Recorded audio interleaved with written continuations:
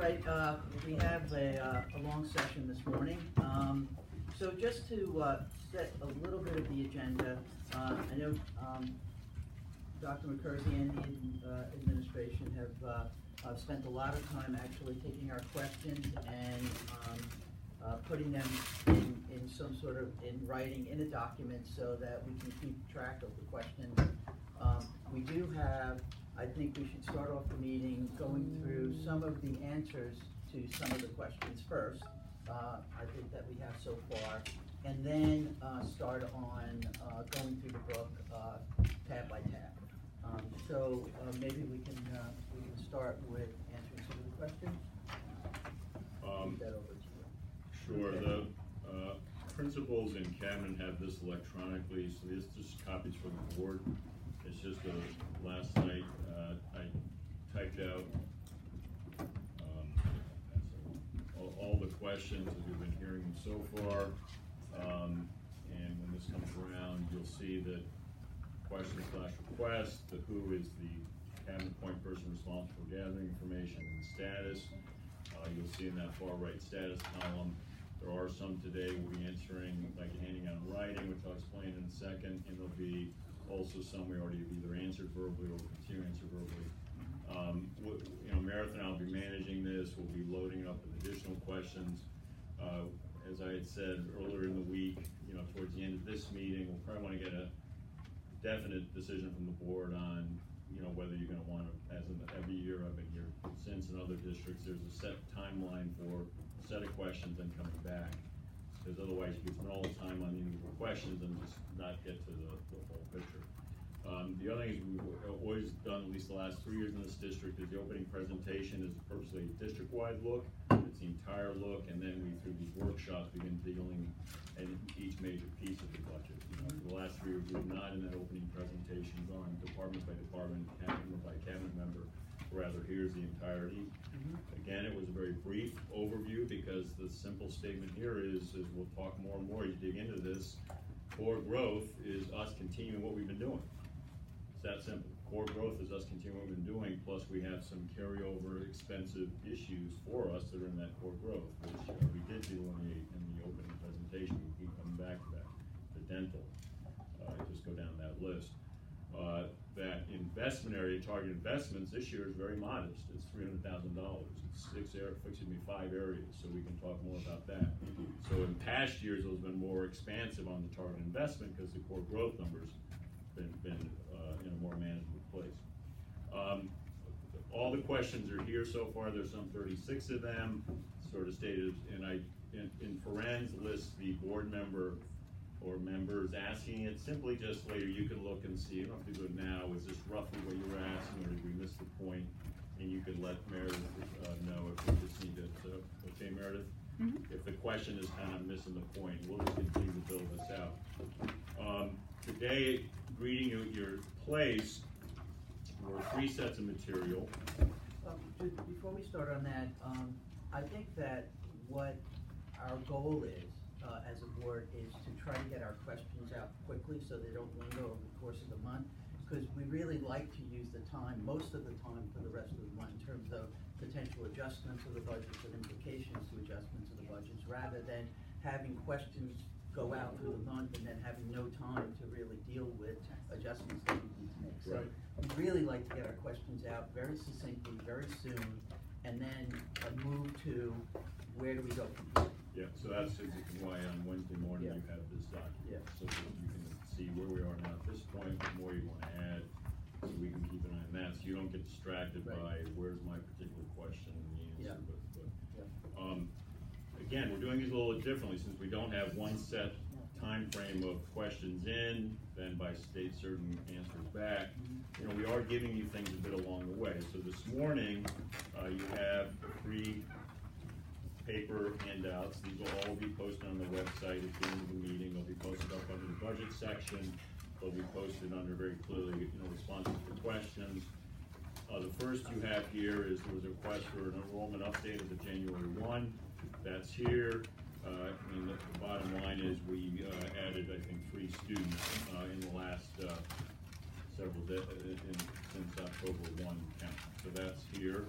The next thing is there was a question about travel conference budget related to actual versus budget to actual plus the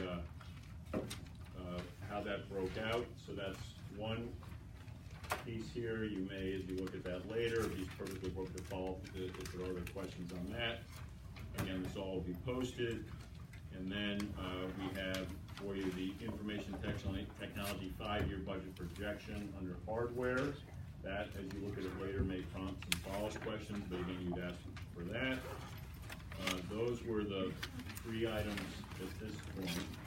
I have a bunch of these. Yeah, and then Louis has some other things we were going to share verbally.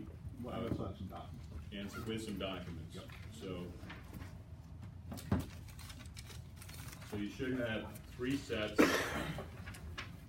And this will be the format they're going to be coming out in. Also, it's documented.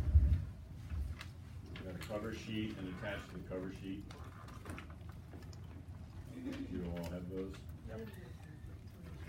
Yep, got it. I Okay. took yours, I think, I had 2 copies of everything, so. Okay, so we can, Okay, we don't necessarily need to dig into these now, but you have these, you can look at these, you can decide as the board when you want to come back to any of these areas to dig into some more. The next thing there was a question on was both an organizational chart for the administration. We can share that and talk about that. Later in the day, we have done a Durgay, which Louis can compare, Durgay comparison on administrators, which Louis will speak to. So why don't I turn this point Yeah, I've got a over bunch to of Louis. stuff, so I'll go through the process you just went through, the stuff I just got into. So the first of all, with regard to the Durgay administrators, we have prepared, we've been in contact with all the DURG districts. We have a chart that lists all of the building and central office administrators compared by DURG, not the salaries, just the positions for now. And it includes total student population ratios, all that. It's not perfect yet, so it's a big document. I will be emailing it at the end of the day to everybody, and we'll post that. But I didn't want to give you a unfinished product. So working on that, and you'll have that. The next thing, there was a request for the salary chart. So where is everyone on the salary scale? And I have that. Now, as far as teachers go, I just want to point out before I hand this out, it's a very telling piece of information. So the vast majority of our teachers are higher on the scale. And you're going to see that on the right column, and this is by years. So you can actually see it going out for a couple of years. And those will all move up, and that's all included on the chart. But of the 220.54 FTEs for next year, on this chart, this was not updated to reflect the budget or the budget deliberations. This was used in negotiations this year. So it's pretty accurate, but there will be minor changes. So we have of the a master's degree holding teachers, of just a master's degree, 51 of them are at the top step. Of the master's plus 15 people, and that's a grandfathered column, new teachers can't be hired at MA 15, it's 12.8 FTE, and master's plus 30 is 29.1, and then you'll see how few there are earlier. The salaries, obviously, at the top step are much higher than the lower steps. So that's an interesting, I mean, we knew that, but, just looking at this again, I just wanted to explain what that number means. I'm gonna pass this around. I'm just setting a few aside for the public. There we go. That's an additional copies of that. Additional copies. Yeah, I have like 5. I think I have 5 additional copies. Oh, how many did you make? I didn't make enough. Oh, I'm sorry, yeah, I made 25. Sorry, I was calculating. That's fine. I'll be right back. So, who doesn't have? Where did it at? Just make sure the board I got more for the board. Yeah. I got more for them. Oh, You great. should be good. You should have this. Thank you. We just need to publish it first. All right, so that's the first thing. The second item, the question. Yeah, before you move on from Yeah. this, just to complete my thinking, and I know we have a lot of the figures collectively on the healthcare and benefits package costs,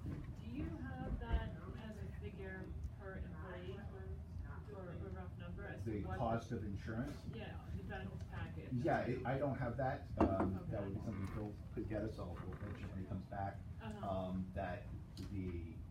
So I think it would just help complete the picture when we're Sure, looking at. well, there's two salary. different, 3 different levels, there's single plus Right. one, and then family. Of course. Are you looking for the cost of the benefits for next year for each of those categories, or actual employees, cause? Individual, like, Okay. it's, it would be the same number for each employee in a category, correct? Okay, that's There's fine. no differentiation. Yeah, that's fine. Right, Okay, yeah, so I we'll- just wanted to be able to, when we're looking at Mhm. some of these figures and knowing what an individual's salary is, the cost to the district is obviously more than Of any course, given salary. oh yeah, absolutely. It helps, I think, frame our thinking a little bit. Insurance. So is the question, are the benefit packages consistent? Is that what I'm No, not I know sure. they're consistent, I'm Yeah. just wondering what the dollar figure is. She wants to know how much, calculating it into the number of teachers, who, because some teachers don't take it, most Right. do, obviously, we can get you that. Yeah. I have that on hand right now. Any other questions? Yeah. So the information that we don't have yet, the DIRG salaries and the admin salary chart, when are we gonna get that? So, that, what, as soon as possible. What I need to do, so what we haven't done for next year yet, I can't obviously give you next year's central office admin salaries, because I don't know what they are. I do have this year's, so that will also be, sent out to you and posted, admin salaries. Yeah, that's the missing piece, not trying to hide it, just don't have it in my hands. But what we'll do is we'll email it and post it. It's a chart that we use every year. You guys get one. Usually you get it in the spring when you do the analysis for going forward salaries for central office administration. And the building administration is obviously based on the contract, but I will prepare that chart. I have the one for central office. I will send out, it's a very simple list of 11, 12 people of the salaries of the building administrators. So we'll get that out. And also, as Melissa said, fully loaded with benefits as well. Yeah, so what I'll give you is the number of packages, which are the same as the teachers, and the number who take each one. So administrators who take, we have a small number of people, the administrators who take the single plus one family. Is that accurate? Yeah, as long as it gives us a fully loaded view. Well, I should. I mean, it's not per person, but yeah, the total cost. Who doesn't have a copy, by the way? Yeah, we need some more down here. Okay. Oh, you do? Well, okay.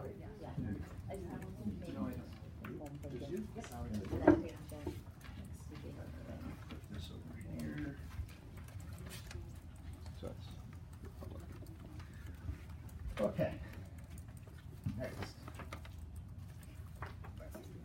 There was a question about teacher workload. And I prepared a brief summary of the contractual language at each level. It is very different, depending on what level you're at. So this, I hope, explains it to you. It breaks it down into several categories. One of them is instructional time. This is all very specifically laid out in the contract, and I put citations to the contract sections. Let's just pass it around. Supervisory time, which is duties, things like recess and cafeteria duty and that sort of thing. The wraparound time, which is the 15 minutes before, 20 minutes after dismissal, when teachers are required to be at school doing other things, and also at the elementary level, some supervisory duties, or actually I think at all levels. Meetings and other professional time. So there's a provision in the contract that applies to all teachers that is, there's an additional 60 minutes a week after school for things like meetings, PPTs, committee work, training, and so forth. And then of course prep time, which is different depending on the building. One thing you're gonna note, and I tried to break it down for you to make it apples to apples, so they're all different. So the middle school goes on a 5-day cycle in the contract, the high school goes on an 8-day cycle in the contract, and the elementaries go on the 5-day as well. Very different numbers, you're gonna see the difference in that. And then there's extra, who's got the extras? Here. I'm just gonna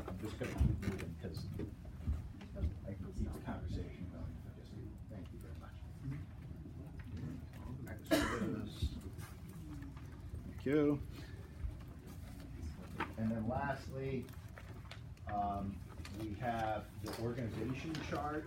This shows the Weston, and this sort of goes hand in hand with the document you're going to get later, which Sorry, is what are you looking at the now? organization chart I'm about to hand you're out. about to hand it. No, that's okay. And this chart goes hand in hand with the document you're going to get later, which describes this administrative structure of all the districts in Durgay. But this is us, because the names and positions of the people here.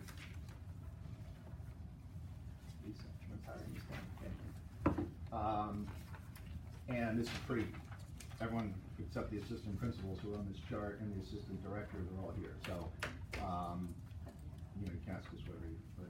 It's pretty simple. This is pretty simple. Liz, can I ask a clarifying question? Of course. When you're talking about instructional time and teachers, are you talking about all teachers, core and non-core, or is it Yes, just certain? yes, there's no differentiation.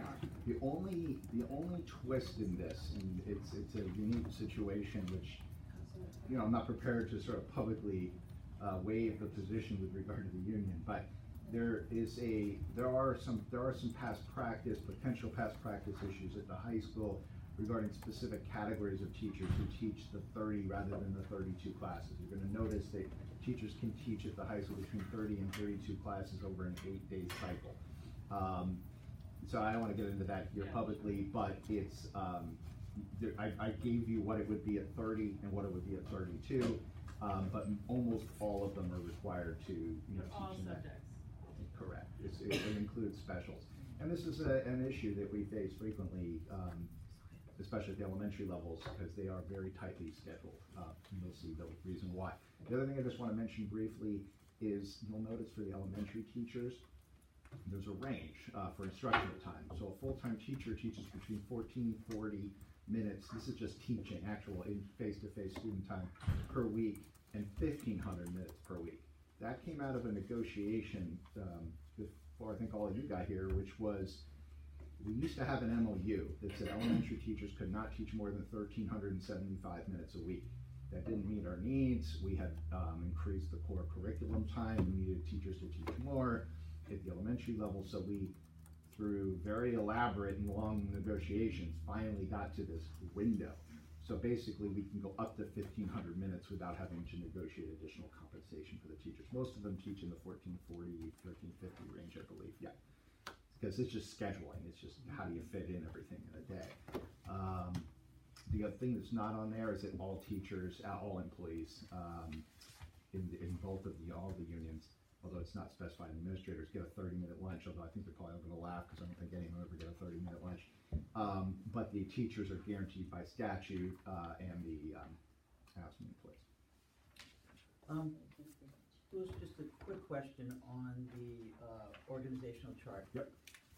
There's administrative structure, meaning, okay, what are the administrators? And then there's the administrative structure, meaning what is the organization, what is the size of the organization, which is then used to administer the district, right? Yeah. So I think this shows the administrative structure in a very narrow sense, but doesn't really have the organizational structure of the people that then are supporting to make sure that we properly administer. Well, the question is, what does that mean? So, I mean, we could go really deep. Well, no, for example, Yeah, give me so an example. let me have an example. Under Ken's organization, Sure. obviously Ken doesn't do it himself, right? Correct. There's a structure There's there, I think, CILs. right? There's CILs. Okay, and those report to Ken. To And Ken, for their right. CIL role, they mean the teacher, the principal still oversee their instructional role. Yeah. So I guess, if this is complete, then that's fine. It's complete for administrators. So what we did, we discussed this in Okay, Atlantic County, yeah, not you and I, Yeah, the yeah, administration. yeah.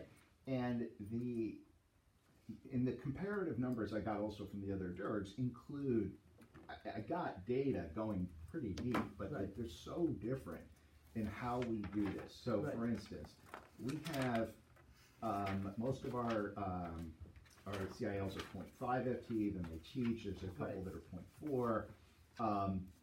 But then you look at, I think it's Ridgefield, for instance, or New Canaan, I'm forgetting which one, when I see the chart I'll know, they have 10 curriculum coordinators. And so I said, how do I compare all this? So the problem is, and I can do it, so another example is at the high school, in Staples High School in Westport, they have a whole batch of department heads who are all administrators, who are an administrative unit. I chose not to include them in the comparative document because it's not really apples to apples. So I could say, well, Staples has more administrators than we do. It's like, yeah, they do, but we have teachers who are fulfilling the same role, are those 10 curriculum coordinators I mentioned are all teachers with a stipend. Yeah. So the question is, how deep do you want to go? And the CILs are not, they administer curriculum in the sense that, yes, they're curriculum leaders, they do coaching, they're not, so I kind of cut it off at who can do evaluations at the building level, which is the AD, the assistant directors, the assistant principals, the principals, for this first cut. I mean, if you guys want to go deeper. There might be some follow-up questions. I just wanted to understand where you cut it. Yeah, so that's where I cut it, just so I could do a better comparison for you. I mean, one way to answer it is if you say, how do we make decisions amongst the administrative board and move the district ahead? It's this piece of paper. Yeah, that's your group. This is your group. That's the leadership group. You have potentially, depending on how the board decides, you could have an add to this, a .6 ad with the director of counseling. That's to provide us more supervisory function. A teacher can't supervise a fellow teacher. A teacher can't evaluate a fellow teacher.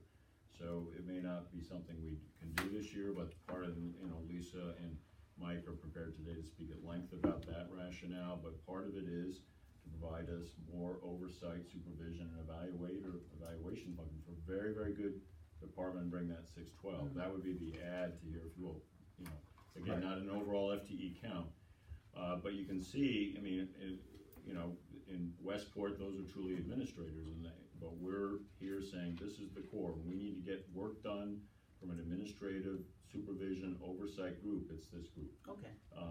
And yes, Ken has the SILs reporting, but they are teachers, they're staff. They don't do evaluation. They do not have any supervisory role at all, for example. But I thought the SILs provided professional development. they provide professional development. That's different than, that's coaching, but it's very different than evaluation. Where the law comes in is evaluation. So who can evaluate a teacher? Not a non-cert, but a teacher. Okay. The only people who can do that are administrators who hold 092 administrative certifications. What happens is, for Westport, for instance, all of their high school department heads hold the 092 and are administrators in the administrative group. They actually perform evaluations. Our district, a long time ago, in the mid-2000s, went to an instructional leader model, which was a coaching model, which is more common among school districts, including Durg A. And the reason for that, and if Ken wants to jump in, please do, but the reason for that is you want to create trust between the teachers and the instructional leaders so they don't feel they're being evaluated. So it provides a coaching, a confidential coaching. Those CILs are not allowed to report back to the principals about specific teacher evaluations because they're not evaluating. So if they're asked privately, frequently it's all open conversation. This is only in a very small number of cases where the teacher's like, no, I don't want you to tell the principal that you're coaching me. But they coach everybody. So, that's the model we have. So the cutoff is on evaluation. An important difference here, and it may be helpful for us to include the academic coordinators in other districts because that is an administrative position. We don't have that here. So that's a move of efficiency by Weston that's been here for a long time. There's been some talk of maybe going back to department chairs of the rest. So Westport, Darien, New Canaan, Greenwich all have academic coordinators. Indeed, when I arrived in Greenwich, I reduced that academic coordinator administrative role. We went from a designated English language arts, a designated social studies to a combined humanities. We went from designated science and math to a designated STEM. The record on that is very mixed. If you go into Greenwich and ask the teachers and all the rest, is that combining down? But we could actually go out and hire people because Darien, Westport all had that administrative role. We don't have that here. We've sufficed with Ken, the principals, the assistant principals, and the SILs. But that's an important, you try and think about who gets the work done administratively. Right, so our SILs, at most, half-time teachers, half-time release time for professional development, curriculum development, coaching, among other, nuts and bolts things to run a department. So you have about 5.5 FTE devoted in total to the curriculum instructional leader program. That's K-12.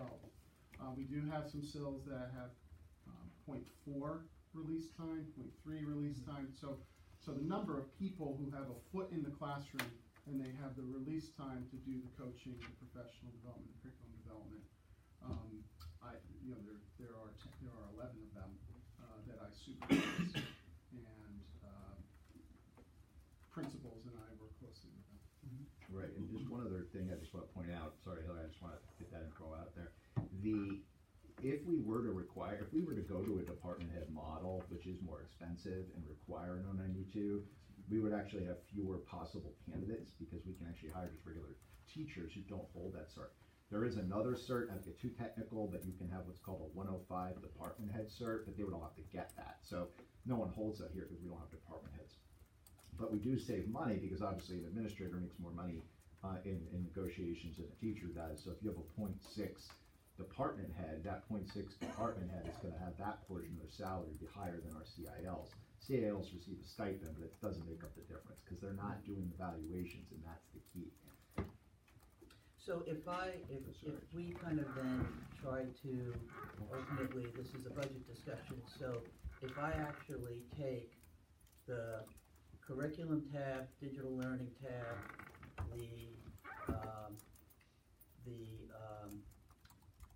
district administration tab, if I take those tabs and add the salaries and benefits together, that would actually reflect, and the SPED PPS tab minus, just the salary and benefits, that would really represent then the cost of administering, fully loaded, the cost of administering. Well, yes, the question Wait, is, administering what? The district.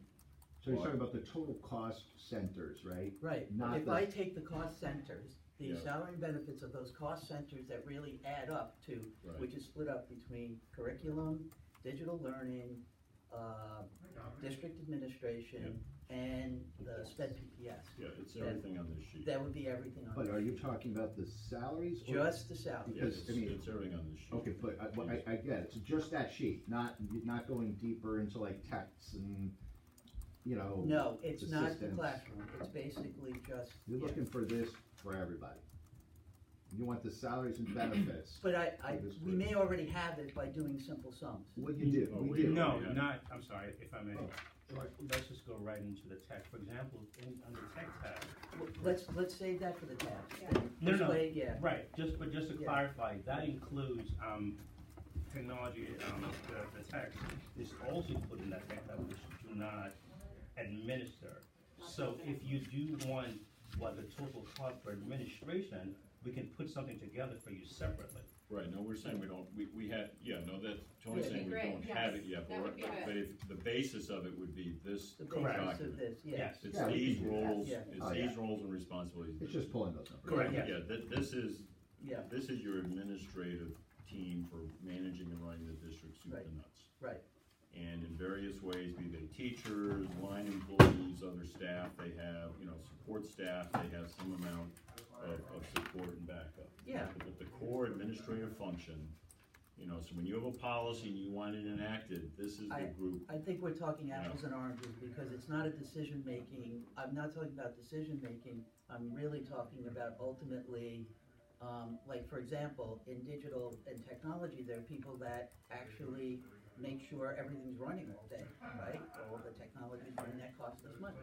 So it's administration as a, Okay, so that's what we need to know. Well, see, How now- deep are now you I'm going? not sure what I you're mean, this asking. is a great chart for decision-making, but it doesn't really get to the cost of running the district other than basically, the classroom. Right, we can do whatever you want. Yeah. I just wanna understand what you want. But I think, let's just leave it like this for now. Okay, then we There can might go be deeper other if we want questions that to. come up after we go through the tabs. Got it. That's all. I don't wanna create extra work. Yeah, No, I don't do the Yeah. work. Yeah. Just make sure I get it right.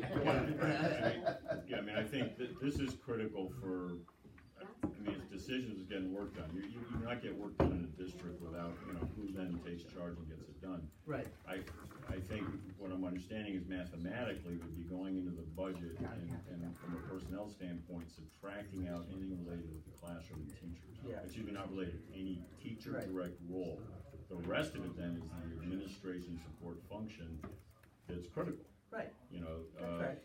Many of us would argue you don't have good teachers unless you are providing support, be it Right. professional learning all the way through accountability, evaluation, HR function, health and benefits, et cetera.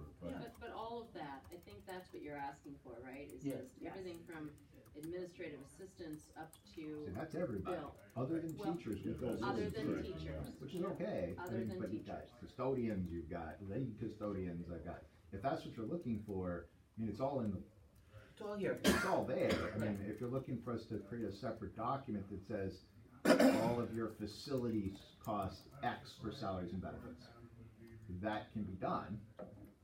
But that's part of how we operate the district. So the question is how, I guess, ultimately, what are you looking for? How deep do you want us to go? I mean, it's all in the book, but if you're looking for a separate explanation, we can do that. I just don't know how deep.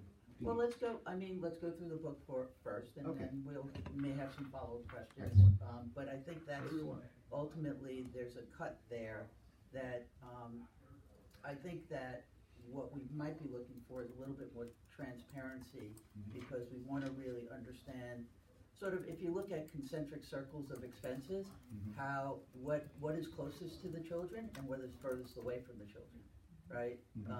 And so let's use these as a sort of concentric circles and then start at the end and work our way down into the middle, so that we basically end up with really discussing and potentially adjusting those things that are furthest away from our students, right? That's really it. Recognizing, and I'm not pushing back, I'm agreeing, but recognizing that every function in the district, Bill, impacts the children. We get that, we heard that loud and clear, we know it inherently. So recognizing that every function in the district impacts the children. I mean, that's a very important statement, because at this point, in lots of districts, that observation is the observation. That is, you can just simply have your classroom teachers, reduce elsewhere, and you can still have the same quality product. I think our own evidence here, we have cut back in facilities, grounds, and all the rest, and you saw some of the fallout of that over the last couple of years. So it's a very helpful point of view to understand, and we can, the concentric circles, we can work on how to show We'll that. figure it out. But that's a very helpful view by the board, that teachers don't stand alone and get the job done. That's right, we know that, but know. but it doesn't mean this budget is any easier to No. work on. No, the I mean, given we- is it's a very complicated budget, we Yeah. understand that, it's a very complicated time for Weston, that's a given. So, I guess I said that because what I don't wanna do is have a chart and say, okay, well, you're not important, and they're not important, and they're not important, and only the people that touch the children are important, which could not be farther from the truth as an educator myself and people with experience in the district. Excuse me, just on this chart, are you going to also provide some bullet points of responsibilities? We did ask for that, yeah. Right, so, Bill, you wanna? yeah, so, one thing we did a couple of years ago, the board at that point, I think Jeannie, you were on the board at that point, there was the agreement by the board to expand the assistant principal at Hurlbut, and I'm purposely not using names, just the role, from a 0.6 up to 1.0. And as part of that, and I'll pass this around, so this comes from basically the January 2017 budget process. We had created, not job description, but what are the key responsibilities at a high level? And this document, as it gets around, worked very well for the board, I think, to understand the range of responsibilities that are required, are necessary, both required by the state and then are also necessary for us to perform well. If the board has a strong interest in understanding responsibilities within each of these, roles. I would suggest something like this, not categorized this way necessarily, but simply this sort of high level will give you what you need to understand what the various roles are. There's some, you can't run a district legally without a superintendent. How you staff it up, that's up to you. You can't run buildings without principals. That's an automatic. Other assistant principals are arguing. You can see there's a lot of very fundamental functions that the assistant principals are performing. We could provide this sort of level of information. I mean, getting into very detailed job descriptions, but this is the key responsibility work. That if you want to make sure your districts run well and in a high demand community, you're meeting the demands of that community, we could sort of lay this out. Again, this worked well for the board a couple of years ago to understand that this was not just the Hurlbut assistant principal, but this was about all assistant principals, the work that they take on. So. Do you already have this for everybody else? No, I have, job descriptions, but I think that level of detail is just, you're gonna get lost in.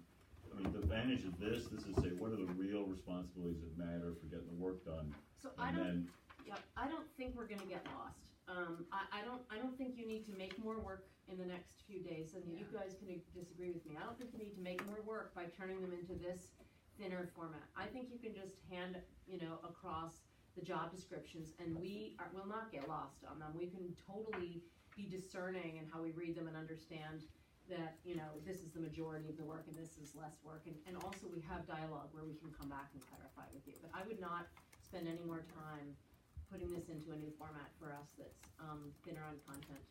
Okay. I'm happy to hear from others. I agree. I mean, at the risk of introducing additional vocabulary, I think we're all saying the same thing, but if you guys could emphasize the position of the board in terms of trying to understand, really, so we understand where you're coming from. I call it span of control, right? So you, Bill, as the leader of the school, when there's something to do in transportation, you go to your transportation guy. Something having to do with fields, you have your field guy. So how do you It's actually a lot leaner than that. how do you view your organization within accountability and span of control? That, I think, to me, that's the question. Yeah, if the job descriptions do that, because job descriptions are written for pitching positions, so we can take a look at that if they, that.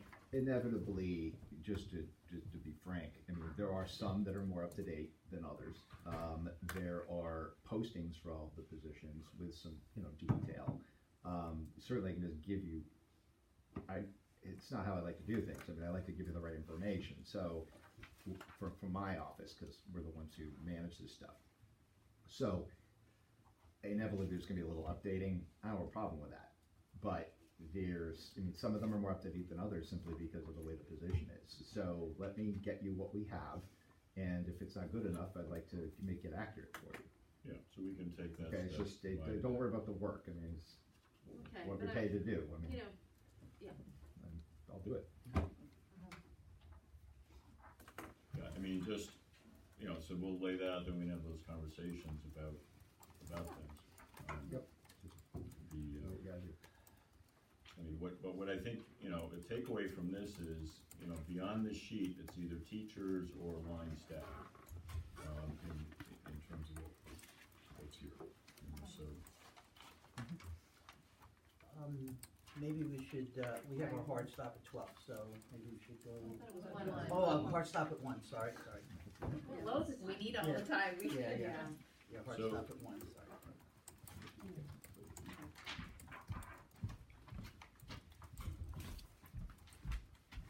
Maybe we could start going through the tabs. Yes. And just ask questions as they come up.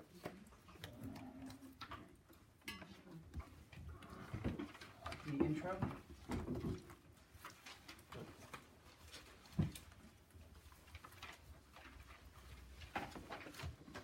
I just have a question in terms of the intro, and I think this is more, Bill, kind of how you manage your team and the guidance you gave them when all of the principals and department heads did their bottoms-up budget.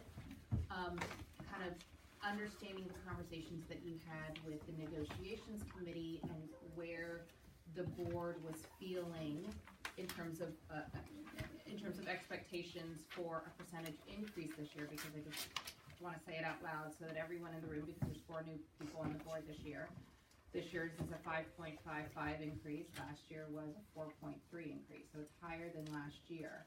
So Bill, what kind of guidance did you give your team in terms of where Weston stands today, conversations of what transpired over the summer in terms of where the board was feeling of what they would like to see, and then kind of how to be creative? I mean, it's very simple. I mean, if in the presentation from Monday night, if you go to slides 12 and 13 that Phil presented so clearly, if you do the math on those, I mean, we knew we were looking at roughly 3.4 plus 2.5 minus the givebacks, that's about 1%. And so I said to the entire team, we have very little new flexibility. Everything you're gonna have to do, you're gonna work with existing resource, because within existing resources, contractual growth. So we said, you're gonna have to be innovative, creative with the existing resources. If we can keep existing staff, that's, and here's the if, with existing staff. If we can hold on to the existing funding levels, but we said we have some carryover new expenses, the sped para piece that's critically important, the groundskeeper, the increase in transportation, the dental claims, the reduction in turnover savings, the need to up the number of teachers per guidelines at Hurlbut. The medical insurance, the net contractual increase, the industrial transportation, the cleaning contract is 3.4 plus in growth plus 2.5. Already knowing we had a number in growth way beyond what we wanted, way beyond what the town wanted, and way beyond what's been here before. We've always had a big number, and we can provide the documentation, but over the last several years, we've cut other stuff out to bring that number down. So, for example, last year, part of our challenge is we pulled dental out and paid for that with the internal services function. That's now in that growth number. We did other things. We didn't fill grounds positions. We found that ineffective. So we just had a whole lot of areas, and we've documented very clearly. It's over some $2 million. So this year we didn't have that to go to, and so we said, really any increases, they've got to be argued for as truly critically data-driven needs. And that's why there are only 5 totaling some $300,000. And we can talk in more detail about that as we go around. But that was the direction. I mean, cabinets here, principals can speak to, but that was the direction. We have growth that's baked in on us. We can't add to the growth, except unless it's data-driven and necessary and real problematic. I guess I have a follow-up question to that. It's just more of a process question. So day one, how does I guess this is maybe a question for Phil. How does the information come to you to then get the very first pass of what? Well, the information comes in directly through our accounting software, through Venus. Everyone enters their information. But who ultimately enters the information? To get to the budget book? To get you By the the schools. first pass. The schools. So the buildings. So the buildings will enter anything non-salary and benefits related. Right. The salaries and benefits related are And ran by my office. it'll be resources. Those are not dollar numbers. It'll be resources that Correct. you turn into dollar numbers. So what it is, they enter whatever it is that they do No. need. I mean, you could have one of the principals just explain Yeah. it I'd love to further. hear Sure. from Maybe Yeah, explain well, that. let me suggest is you go tab by tab. I mean, so the numbers come into Phil, he organizes them in spreadsheets, and then Phil and I sit with each principal, every department chair, every department lead. Phil's doing several meetings. We're looking at the breakout of the entire cost for that unit, looking back over multiple years. Okay, 3 years ago you had this increase, now you're here. Why do you need this increase? What's the true floor on this? Going through that at each piece of the unit with the overarching statement, we have no new money this year, none, unless you can really argue the case, and that went all the way through. So I think as you go through the tabs, that might be the best way to understand them. Yeah. But that's how it's built. Okay. It's built in a very granular way with input all the way across, and then at pivotal points, bringing together the cabinet plus the principals, less so director of facilities this year because he's new and we're trying to manage his time well, so witness he's not here, he's out keeping the district running. So, But if I may, but then collectively saying, here's how it's adding up, just for example, on the big growth number. None of us want that bigger growth number. But we see no way around it, given what's on pages 12 and 13 of So, these slides. so in no point in the process, when you have the first pass of numbers, did you say, or did you do any sort of flexing to say, not only not only is this a big growth number, but this is not a number that we know is really gonna stand. We should work on where we can actually And reduce. we have, and the answer on that is, unlike past years, we had the list last year. I gave you the list of 17, which was not well received. It was Bill McCarthy, superintendent, gave that. I own that list. We're at this point, we want to talk with the board, because anything we bring you to bend that cost curve down, unless you find some ways to do some accounting work that punt some decisions into the next year, i.e. dental and things like that. That was a punt last year. The reduction in turnover savings, not a punt, but that, that's 1.25 of the 5.5 growth is right there. So then it's saying we need to be in conversation with the board about those changes, because we're at the point in Weston where it will be significant changes potentially to personnel and program. And as administrators, we weren't willing to say, let's change class size. That's a discussion with the board. We're not willing to change the administrative structure, cut back on quality evaluation, et cetera. That's a discussion with the board. We're not willing again to shortchange our facilities and grounds. That's a conversation with the board. But that's what we were against. I mean, in each building, that's what we went through, and in each department, that's what we So went this is through. really going to be sort of the first pass in terms of looking at reductions. No, it's the first pass for you as a board in looking at reductions. I mean, we've gone in and looked at what's possible, and that's where I decided, after listening to everybody, but I'll own the decision, there were just the kind of decisions we would have made ahead of this, or then decisions you would say, well, you just took out a major strength of this district. Why did you do that? Why weren't we in the conversation? I mean, that's where we are, and we can show you the numbers very clearly. In past years, we were able to make cuts. The concentric circle actually is a great idea, a great concept, because that's how we've managed this district at least the last several years. We've said we increasingly can't meet the low growth demand of the town. We totally get that. We totally respect that. We can't meet that, so where do we cut? And that's been over $2.5 million that we have cut that has not touched the teacher. We've touched copy. We touched a few other things, but we have not touched class size ratios, the quality of who we hire, any of that. So that remember last year we debated Project Challenge. So we said this year, let's, with the board, talk about what are these pivotal decisions. But we as administrators have looked, and we know the next step is into personnel, class size, administrative structure, programs, that any of those, if we would have done that and then brought it to you, would say, well, why weren't we in the conversation? And indeed, we debated not even bringing in the target investments, because if we don't bring that to you, we're bringing in a sub-5 number. But our view was, there was a lot of really good work with the curriculum committee, for example, on innovations, and we said, let's get in the conversation with the board. The modification around the director of counseling, we think that's a very important change. But you may say we just can't do it right now. And while individuals will apply for that job, there's obviously a sitting director of counseling, well aware this is going on. We have, you said this could be a rough ride. That person's fine with that, But that was the point. In the past, there were decisions that were away from the core work that we could say, let's make that reduction, and then bring a lower number. Yep. And again, the final comment, sorry. Yeah. We can document very clearly, when you hear me say $2.5 million, we can give you that list of other, that we've done in the past, we can do that again.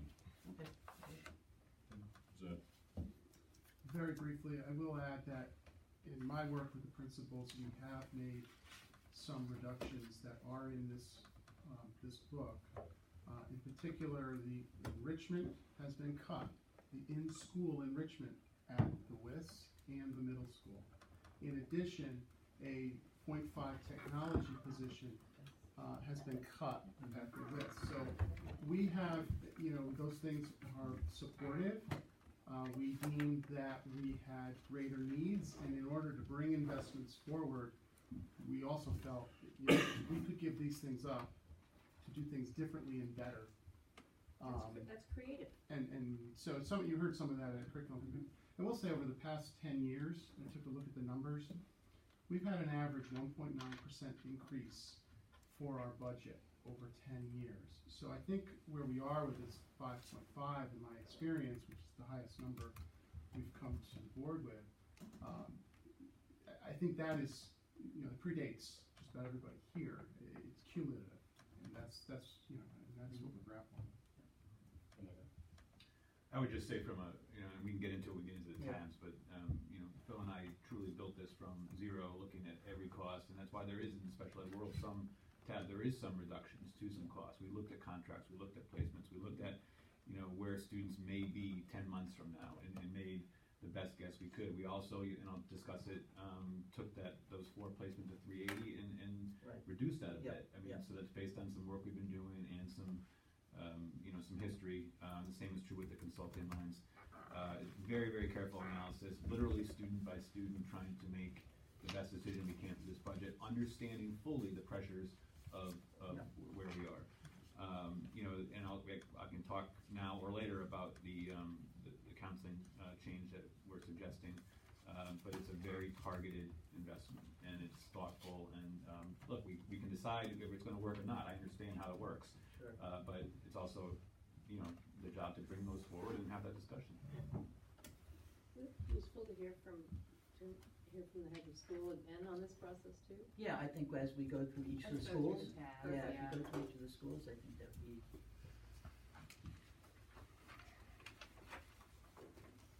I guess, any questions on the budget calendar, budget assumptions? I had a question. Page 9, gouging district progress. Gauging, sorry. Well, that's no comment.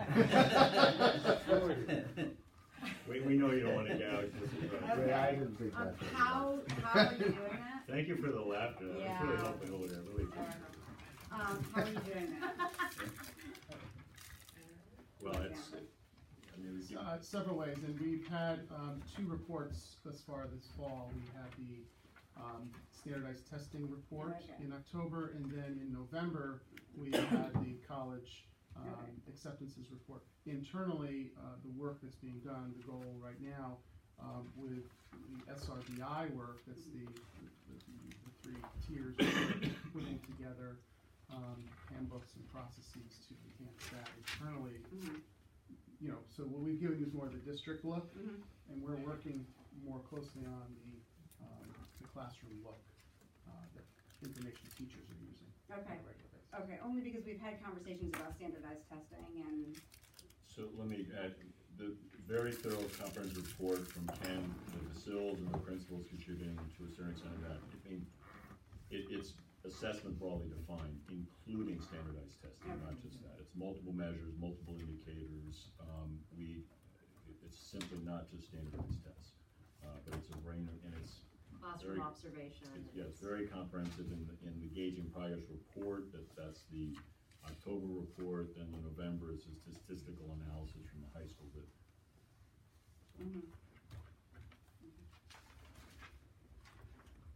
On page 11, Roman numeral 4, Roman numeral 4. Can you just speak to that number, 61,000, and what it was based on?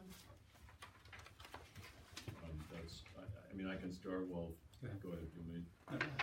Yeah, typically at this point, which I think helps, you peg your unaffiliated increases to the parallel union. Sometimes a slight adjustment for the central office support staff relative to asking, but that's a sometimes. So that number is solely based on existing individuals. Squall warning. Oh, squall. Oh, I love Thank God. It's all go out and watch. So that's, Sorry. get lost in this.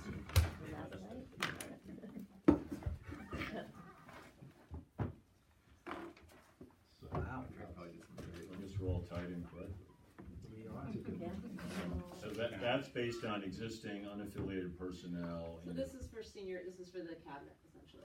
No, it's not. Oh, who's it for? It is for anyone who's unaffiliated, so we also have coach cabinet and other support staff. So that's not in a union. So anyone who's not in a union is backed into this number. Right, and the reason it's a whole number is because you have not yet decided on our increases, even though there's a specific, we know what the history's been, you haven't voted yet, so that's usually in the spring. So, and we don't want to, forecast necessarily, because we don't know what you're gonna do. Right. Yeah, we'll have our recommendations and there's our history, but it includes what we anticipate. We get to lord it over everybody until June. I'm just kidding. But that number is based on history alone, based on last year It's based on many years, trends. trends since I've been here, so. Yeah, the I'm not overall lying. growth, but the actual dollars are based on the current salary Correct. levels and The if you- percentages we used for that projection are based on a long history of practice. Thank you. I had a question about, on page 11 in the first paragraph, we would add 4 new open choice students. Does that mean we will? What does that mean? So, yes, generally every year, 4 students we bring in. And that, I think at one point that commitment was at 2, and we generally like to receive students at kindergarten, have them as early as possible. We, I think it was 5, 6 years ago, expanded that to 4. And so there is a slight reimbursement for that I think is $1,500 to $3,000 per student, which is built into this budget book. So you will add 4 Yes. to the kindergarten class? Well, no, assuming we don't go over a section. Yeah, we Right. don't, we, Well, this year we built it in now, I mean, we did the projections with that in as opposed to waiting. Right, but it didn't add a section. Right. For those Correct. 4. So Correct. that's the question. So the $3,000 is actually a profit, assuming we don't go over a section, right? So if we, assuming these are all students who come in, we don't add a kindergarten section because of the 4, we don't normally notify CES until later whether or not we're taking the choice students. I think historically we've waited some time for that. So if we are assuming that we won't have to go over an additional kindergarten section by adding those 4. That's extra $12,000, because it's the idea that every student actually cost us, $19,000, whatever it is now, dollars is kind of a misnomer, because if you don't go over a section, it's no additional cost, and then we actually get the money from the state. But our history has been to wait until we know for sure and what that has enrollment been is. problematic, and it's one of the reasons why it's built in here. CES, it's very difficult for them to plan. Yes. The feedback that I have from them, we're an outlier in this respect. The districts, when they commit to this, they fully commit as part of their budget process. Now, we would not want to trip a section, so we could say, we'll move them into maybe we'll accept some first graders. So, but yes, we don't want to trip a section. Okay. But we do have flexibility with grade. We do want to get them as early as possible. We also want families and for the schools to be able to prepare a little earlier in the summer than the week before school started. And sometimes these students will start after the first day of school in the past several years because, and I know our schools scramble to try to get them registered and set. But ideally, we want to try to work a little earlier in the timeline than CES. Okay.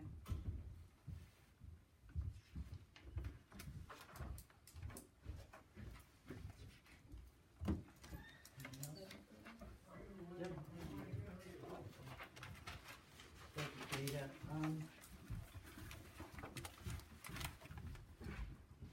I have a question.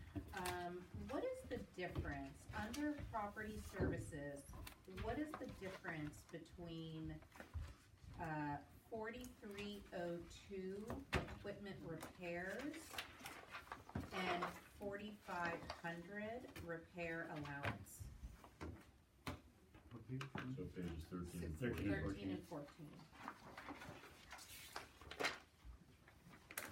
So the main difference between equipment repair is really, as the name said, is truly to repair equipment. And the repair allowance is to repair pretty much general repairs in district-wide. So So building side of the repair. building. Correct. Yeah. Right. So they'll buy motors and stuff like that. So it's, one is general, one is specific to equipment, which is spread out across all the schools and also district-wide. Is there sort of any rule of thumb that you use for repair allowance? So we pretty much go on an historical trend. Yeah. Okay. Where are substitute teachers? Substitute teachers are included in the certified staff section. Oh, they are? Yes. Okay. So, there's a couple here, I think, just in terms of explaining a little bit more, because I think that, as a board, probably not everyone gets what's included in these. There's, just explaining a little bit more about the health insurance increase and what flexibility there is there, if any. Okay. That's state mandated. Right, but it's just in terms of the pieces that go into that. Sure. I don't think it's fully understood by everyone, the various pieces that go into that. Are you talking about page 18? 12, Oh, I'm sorry, 12.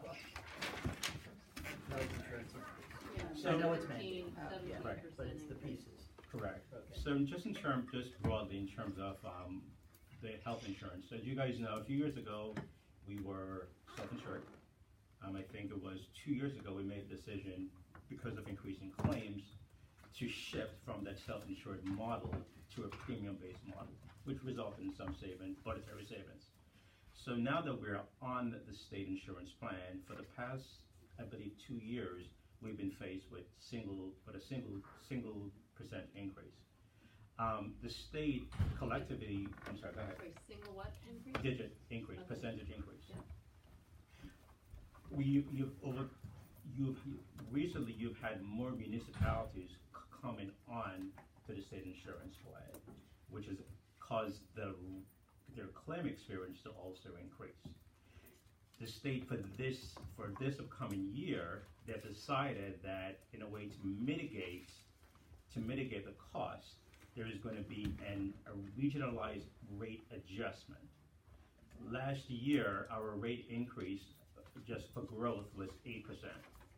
But this year, the state is proposing that there will be a 4% regionalized rate adjustment that will be phased in over 2 years. For our budget, we have factored in a 10%, which is the 8 plus 2% increase for health insurance. Why 8 plus 2? Because the state will not release their rates until about April or so. So we have to base it on a historical trend and how we see claims, the trajectory of claims. So this is amortized over 2 years then? The 2% is. The 2% is? Correct. The So regional for, penalty is. right, so for It's FY, for Fairfield County. for Fairfield County, correct. So for FY '22, let's assume that the base rate adjustment is 8. It will be the 8 plus 2 for this year, plus for the next year for FY '22, 2% to get us to 12%. Okay. Right?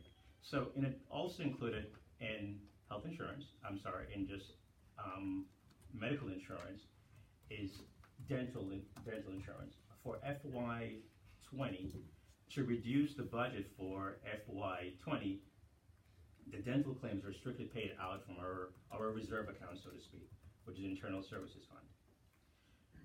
For this year, the initial assumption is that the operating budget will fund the dental claims, which is why the 396, which is a combination of administration costs plus claims, is brought back to the operating fund. So this is why that's also packed in, which is tied into that 17%.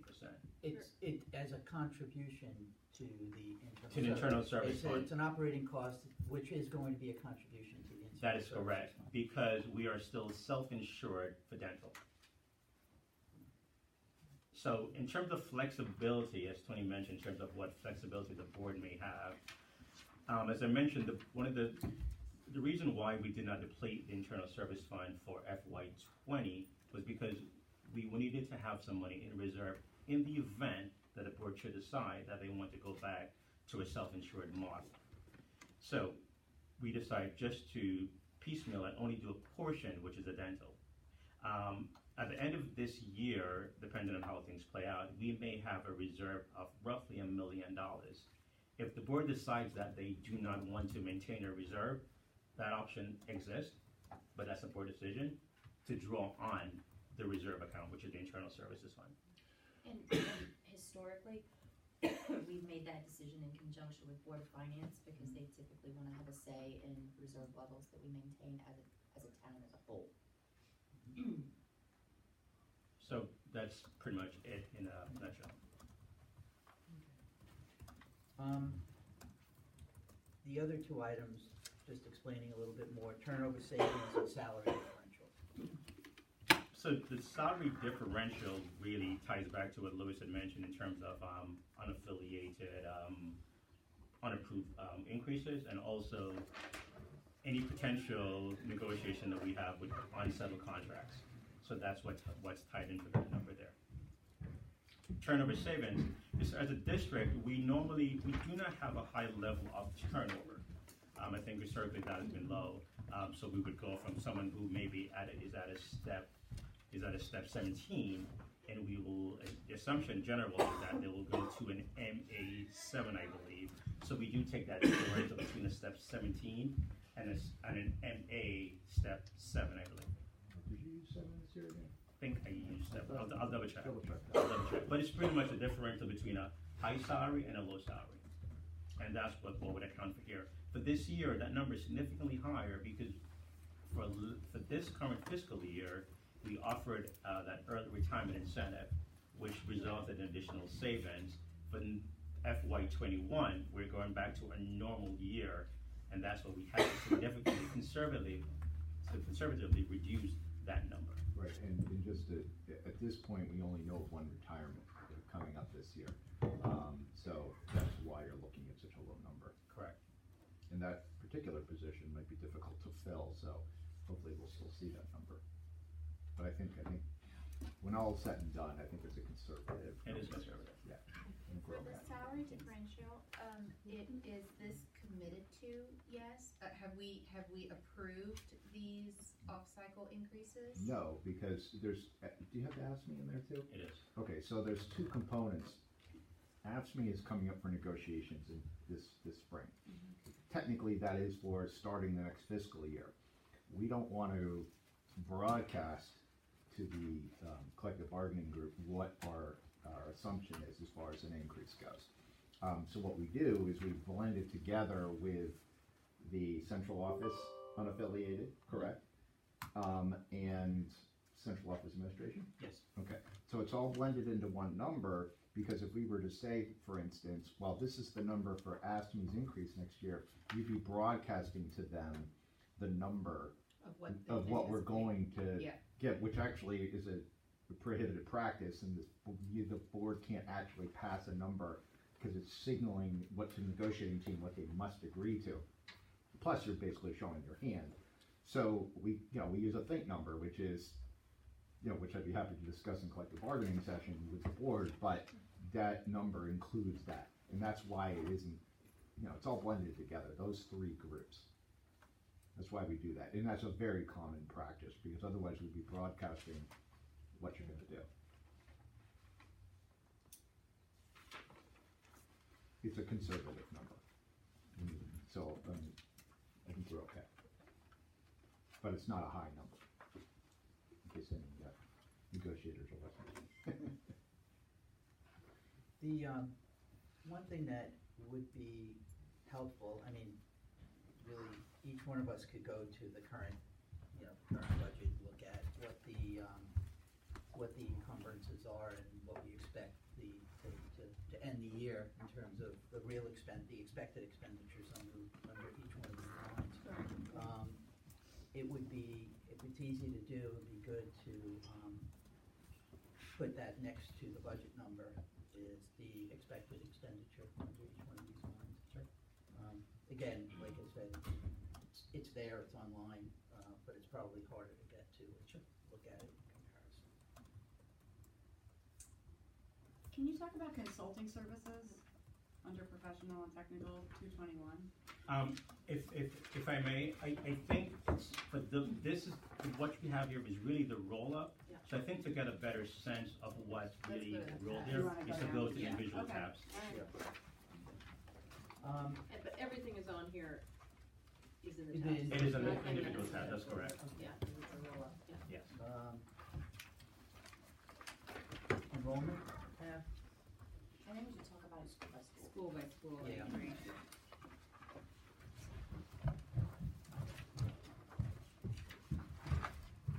Anything on enrollment?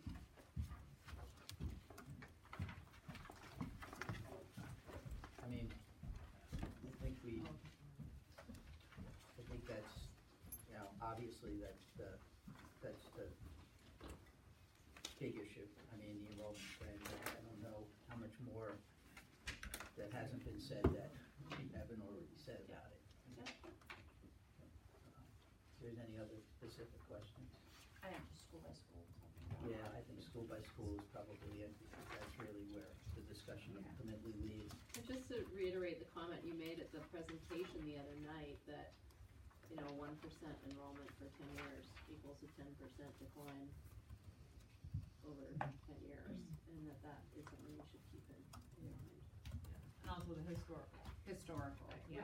You're looking at 1%. Going forward, yeah.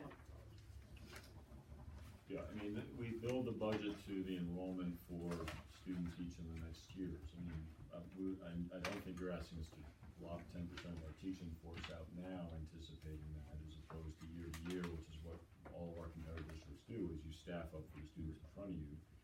The moment the projections year to year are quite accurate, so we're pretty confident that what's projected here for next year will be your student enrollment, and that's how we staffed up for that. But I think it's And very the challenging. last several years, it's been almost a direct match as to that enrollment and our level of staffing, which leads you to then it's just a modification of class sizes or class offerings. So I just wanna make No, sure, I hear you. I wanna make sure you know, and we do go build, each of us look very carefully at enrollment projections, class size, sections, and all the rest.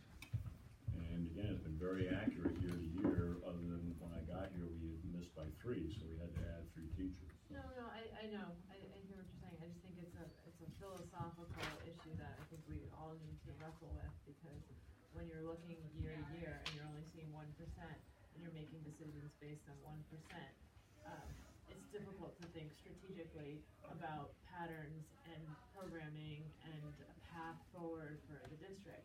When you look at a 10% number, you're able to think more innovatively and think, well, what can we do?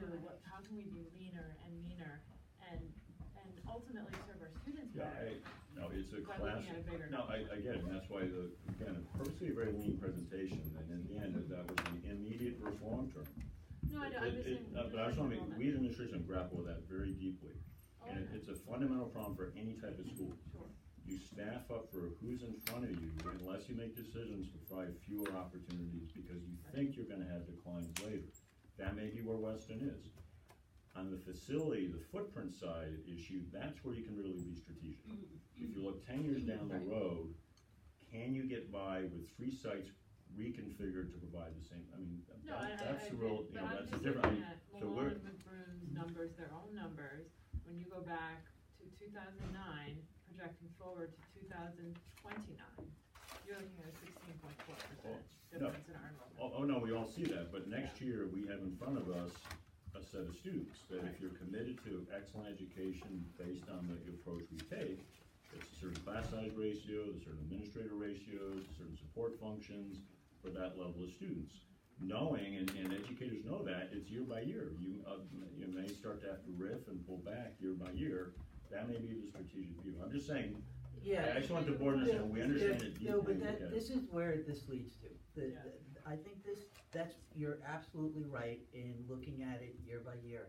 But I think to Melissa's point, if you look at 2000, let's just go, I mean, none of us, board wasn't here in 2009, but just as an example, right? We had, in 2009, our staffing level was at 352 with 222 teachers, right? And, 2,552 students, right? Our staffing level today is 360, a proposed staffing level is 364 with 224 teachers and 2,274 students. So that year by year thinking, while it really doesn't, that year by year thinking, what that does over a long period of time is trap you into this, right? Where when you look at the long term, you start scratching your head and saying, how does that, the math doesn't work, right? But we're here, Yeah. This is an accumulative, this is not a 1 year impact, this is an accumulation of not looking forward for a long period of time. The conjunction here is and. Yeah. We totally understand this, and you still have, that's why we didn't bring in the big reductions. Right. Because every school in America, and I've worked them all, parochial, independent, you face this moment. Yeah. You say, who are our students in front of us next year, 6 years, what's that number gonna be? Right. And how do you then manage that immediate versus long-term? All of that growth, and you've asked to sort of look at last year's budget to budget staffing versus this year, I can assure you all that is driven by individual student needs or situations that have arisen because within the Weston drive to provide robust, excellent education, we're very selective in what we add, but all of those adds that we can show you are based on immediate student needs. Mm-hmm. The alternatives is say, you got the need, we can't meet it. And doing that within a very strict contractual-based situation. We are tied contractually to what we can ask people to do without paying them more or changing the time. So those are two giant variables here. Totally agree. So, and we need to be thinking strategic. Right. But year to year, we got to provide that staffing unless Weston starts to decide. We know 5 or 6 years from now, because I'm not debating the numbers. Right. Well, they're very precise. Right. And is to say, now we think in 3 or 4 years, we're gonna have 5% fewer, 4% fewer students, so start cutting out. Mm-hmm. Don't offer small sections at the high school. Yeah, Increase your class size this is down. a conundrum. I mean, The other reality is, people are hired in here, you riff. We've not done that in Weston. You say, the students aren't here, we're now starting to riff. If I could just clarify that last point, because I don't want you to think we don't. So, in what's happened over the last multiple years, we have had riffs, in the sense that we plan for them. So you might have 3 fewer sections in a given year. What's happened historically is those individual people don't end up getting riffs simply because other people leave, or we've had to add sections. So it's not that the board hasn't cut positions over the years, it has. The question, the people themselves tend to stay simply because of people who are retiring, people who take a year off to have children, or added positions like Bill was talking about the year he got here. We had to add 3 elementary positions because of unexpected enrollment change. Right. So we do riff. We just haven't actually had to push the people out because of we're very careful to try to manage it in such a way that if a person's leaving, we try to let them know ahead of time. So please, let us know if you're going to take another job, because we hire very carefully, and the vast majority of our teachers are people that, they've been here, as you can see from the salary schedule, a while. And this generally only affects non-tenured, but this year we had a teacher who had been here for over 11 years, because they happened to be the least senior in that particular subject area. So in any case, we do cut positions, we just haven't actually had to do the RIF, the reduction in force. When I say RIF, that's what I'm talking about. Can you talk a bit about reduction in force for a second and how that works? Sure. You mentioned seniority just now. I mean, it's just a sad subject, but it's one Yes, that it obviously is. Well, we have a bit of an here on the advantage in Weston for part of this. So several other Durgay districts have the same language, although it's very uncommon in the state. So the contract, reductions in force are governed by 2 pieces when you're talking about teachers. You're talking about state tenure law, and you're talking about our contract. So state tenure law is very simple. If you have tenure, which is 40 complete months of teaching, continuous employment, what happens is, or there's exceptions to that, but 40 months of teaching, what happens is you now become a tenured teacher, and it's based purely on seniority. So if you have a person who's been here 5 years more than you, there are no non-tenured teachers to look at, you're the least senior, you leave. That's rare, but it happened this year.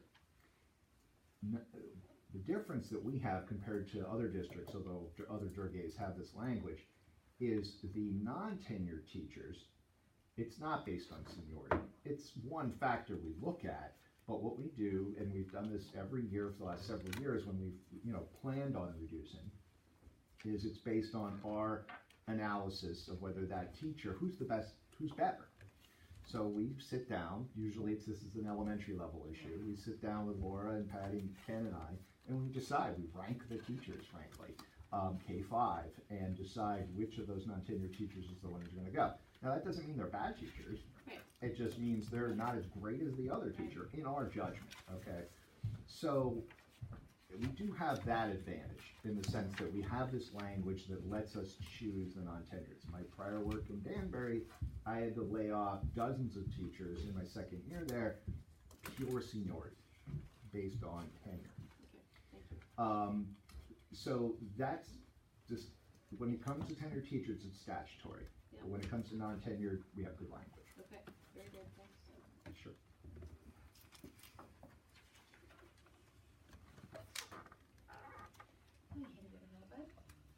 Yep, let's move to the next tab. Actually, when we're starting Pearlbuck, can I just ask a general question? Last year, key budget drivers were included for every single tab, and just for, that actually, a key budget driver was actually a very detailed list that showed you if salaries were increasing or decreasing, exactly how much and the percentage. So you got a very true bottoms-up view on how they got to their large aggregated percentage or number. So that is missing for every single tab now in this book, the key budget Right, so in terms drivers. of that, I mean, I did not have all the data available at the time to do that detailed analysis to get that. That's a part of something that I do plan on doing as well, as I'm working on that. But in terms of the overall, I would think that the detailed bubble, that's your bottoms-up view. That's how you get to your overall number. no, it's based on current staffing actually. So how the budget is developed in terms of staffing and what we're projecting for next year, it's really, I mean, I didn't want to just do a pure plug. Yeah, it actually relates to everything. It's not just staffing. It is your true bottoms-up view and a very detailed account for, let's just say, stipends. Where is it fluxing, increase or decrease? Materials, and I'm using last year's for WIS, materials. Reduction to music materials, increase to math materials, reduction to science materials. It helps us get just a very clear understanding how you're presenting your overall Okay, so I purposely did not want to do in terms of, let's say, for materials and stuff like that, to focus on science going up or whatever it is going up within each category, because the changes that you make, the fluctuation that you may have from one category to the next or from one department to the other may be small. And I think for purposes of this budget, together, I think we wanted to focus really more so on the more technical and the higher level stuff, because while the detail may be important in terms of the shifts, what you will find in terms of the pluses or minuses were really, really small changes. Yeah, and let me underscore, I guess it'd be helpful to see, we can go back and look at last year's document. The actual process, as each of them will tell you, is we went and did exactly what you're asking me. I think the question is what then we chose to roll up for the board at this point, level of detail, because the ins and outs get quite infinitesimal. Correct. But we went through that conversation with every single department head or division head, whatever, and every single principal, exactly what they're asking. In building that, simply a presentation here of the roll-up for the board on what the bottom line is. But we can go back and look at last year's book. If you want to give us any that specific No, page. I know what you're talking about. All right, so we can look at that, but I just want to assure the board that level of bottoms up, ins and outs with great detail, we looked at. So if materials go up, is that science? Is that due to, let's make stuff up, science, arts, music? How much of it's a school level? How much of it is a curriculum district-wide level? I mean, we dug into all of that. So So let's just, since So we're on Lorraine- the Hurlbut tab, I think, you know, you talk a lot about partnerships still. I think had we known that going into this budget, we should have had a conversation about that, because you've got 4, new board members out of 7, and for every single, section where it says certified staff plus 6.76%, we're now having to ask, break that 7.76% down. And it's just, had we had that information early, we wouldn't be wasting now time on Wednesday when we've had the book now for, you know, almost a week. We could have looked at that information by ourselves. That's what I'm saying. I think that was a big piece to last year's budget, that detail review, and we should have had that conversation if that type of information was going to be But it's fine, omitted but this year. if I may, just for my purposes, what level of detail is the board looking for? In terms of staffing, are we looking for staffing, are we looking for everything? I just need to have a better understanding as to what the board is looking for. When you're asking for a 7.76% increase in certified staff, 6.76, yeah. thank you, I want to see broken down by FTE, where is it coming out of? But again, I mean, as we talk about Hurlbut, one of the key drivers for Hurlbut is the addition of those two additional sections. It's for every tab, Yeah. I'm just using Hurlbut as an Yeah, example. Right. It's for every single tab. What I would suggest, again, we're in full disclosure, full partnership. There are a whole set of things we could prepare, then they're not looked at, examined. We said, let's prepare what's fundamental and vital, and then we can easily produce that additional information. My hunch is, having been through that detailed conversation with Phil, with everybody here, for example, Hurlbut would be an example, but I think where we have examples where that drill down would help you as a board, let's go back and we'll provide that. That's an easy thing to do. As opposed to Or let's crossing. do it right now, because that's the other thing, we are going line by line and tab by tab.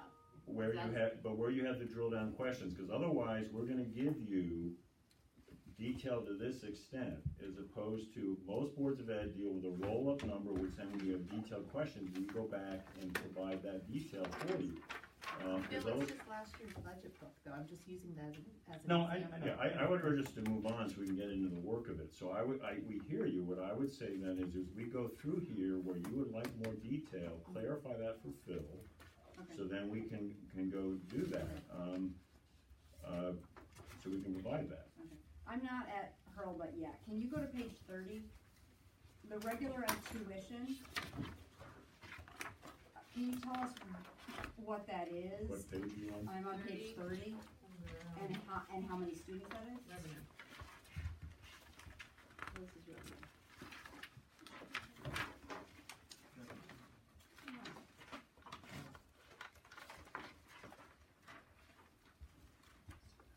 So, if I may, Yeah. that would actually fall under the district-wide tab.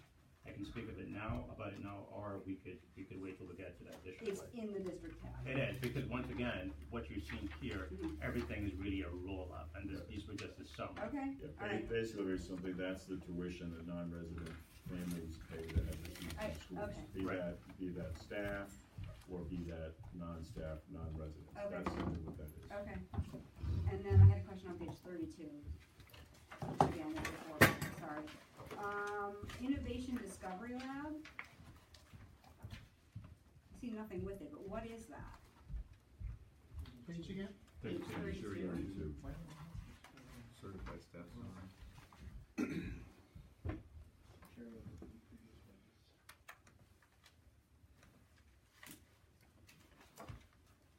It's most likely the middle school, I think. It is.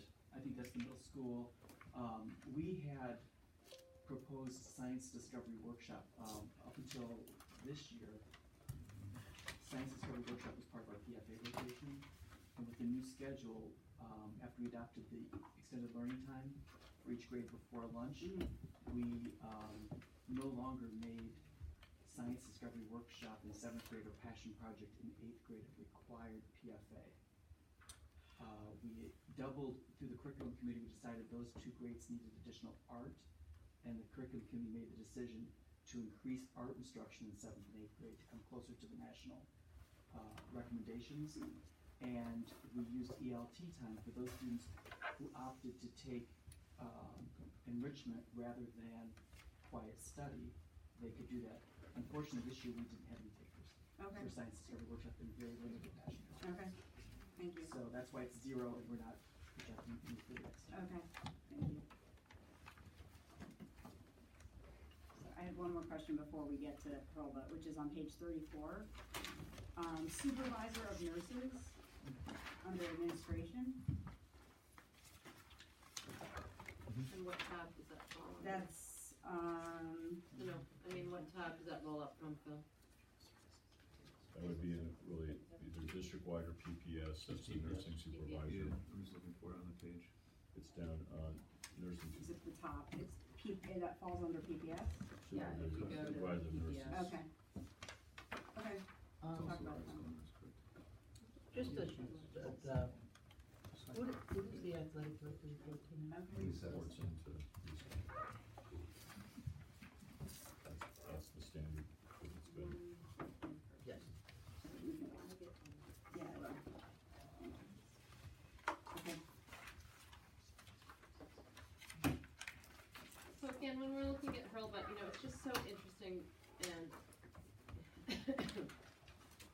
for all of these, to Ruby's point, there are tiny little expenses everywhere that represent a 0 increase, which is just great to see a 0 increase. One of the things we talked about the other day is that the floor of this budget should not be last year's budget. The floor might have to be the year before, or the year before that. And so when you're looking at things like, travel and conference, for example, only because it's literally, we're talking about $730 here, so I'm using it as an example. Where you're requesting 2019, 2020 was $750, and 0 of that was used, and yet it appears in this budget as $750.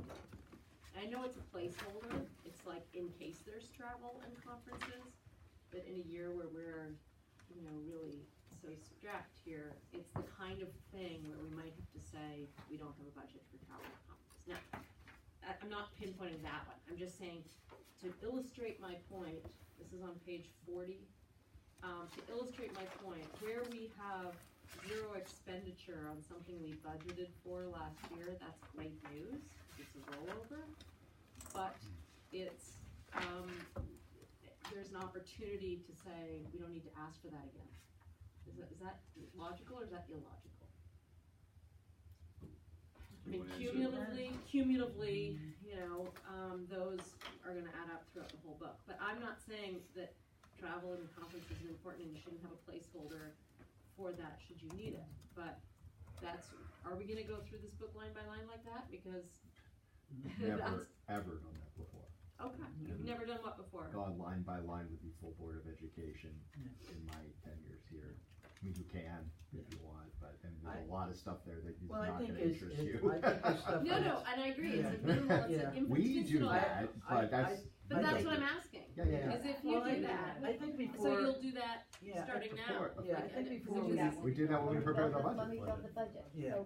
We meet, before we even create the budget, we all meet with our CILs, community assistant principals, and we really talk about where we are, what are our needs for next year. I mean, obviously, a lot of I'll speak for myself, our art is all about enrollment.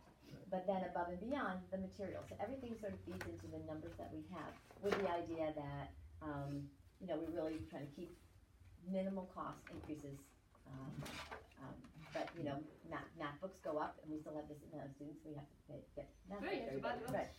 But we have really difficult decisions. I mean, I can tell you a lot of things that I've asked, them not to have, or we go to Western Arts for some of the music things. We're, thank goodness, the PTO is really amazing, they've given us so much. So those are the conversations that we've had every year with our CIO. now, I think that one of the things that, obviously, as we go through these books, one of the topic of conversation is going to be class size. Maybe, Laura, talk a little bit about just the challenges, right, in terms of class sizes and how you look at it, and because I know I know where the average class sizes are. I know where the the ranges are that the board has set. We know what will happen if we start reducing the number of sections and increasing class sizes, but maybe you can talk about the challenges of increasing class size if that's a discussion that becomes more serious. I just want to understand a little bit about what you're facing, the challenges, and what we need as a board to be careful of in that discussion.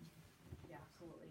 So I know that has come up as a discussion point across the years as class Right. size, and I really feel strongly that at the primary level, when you're building foundational skills, teaching students how to do school, what is it like to be in school, how do you learn, how do you interact with your classmates, the foundation we build carries students through high school and college, and that really does require a very high level of teacher interaction with students. So when you talk about pushing the envelope on class sizes,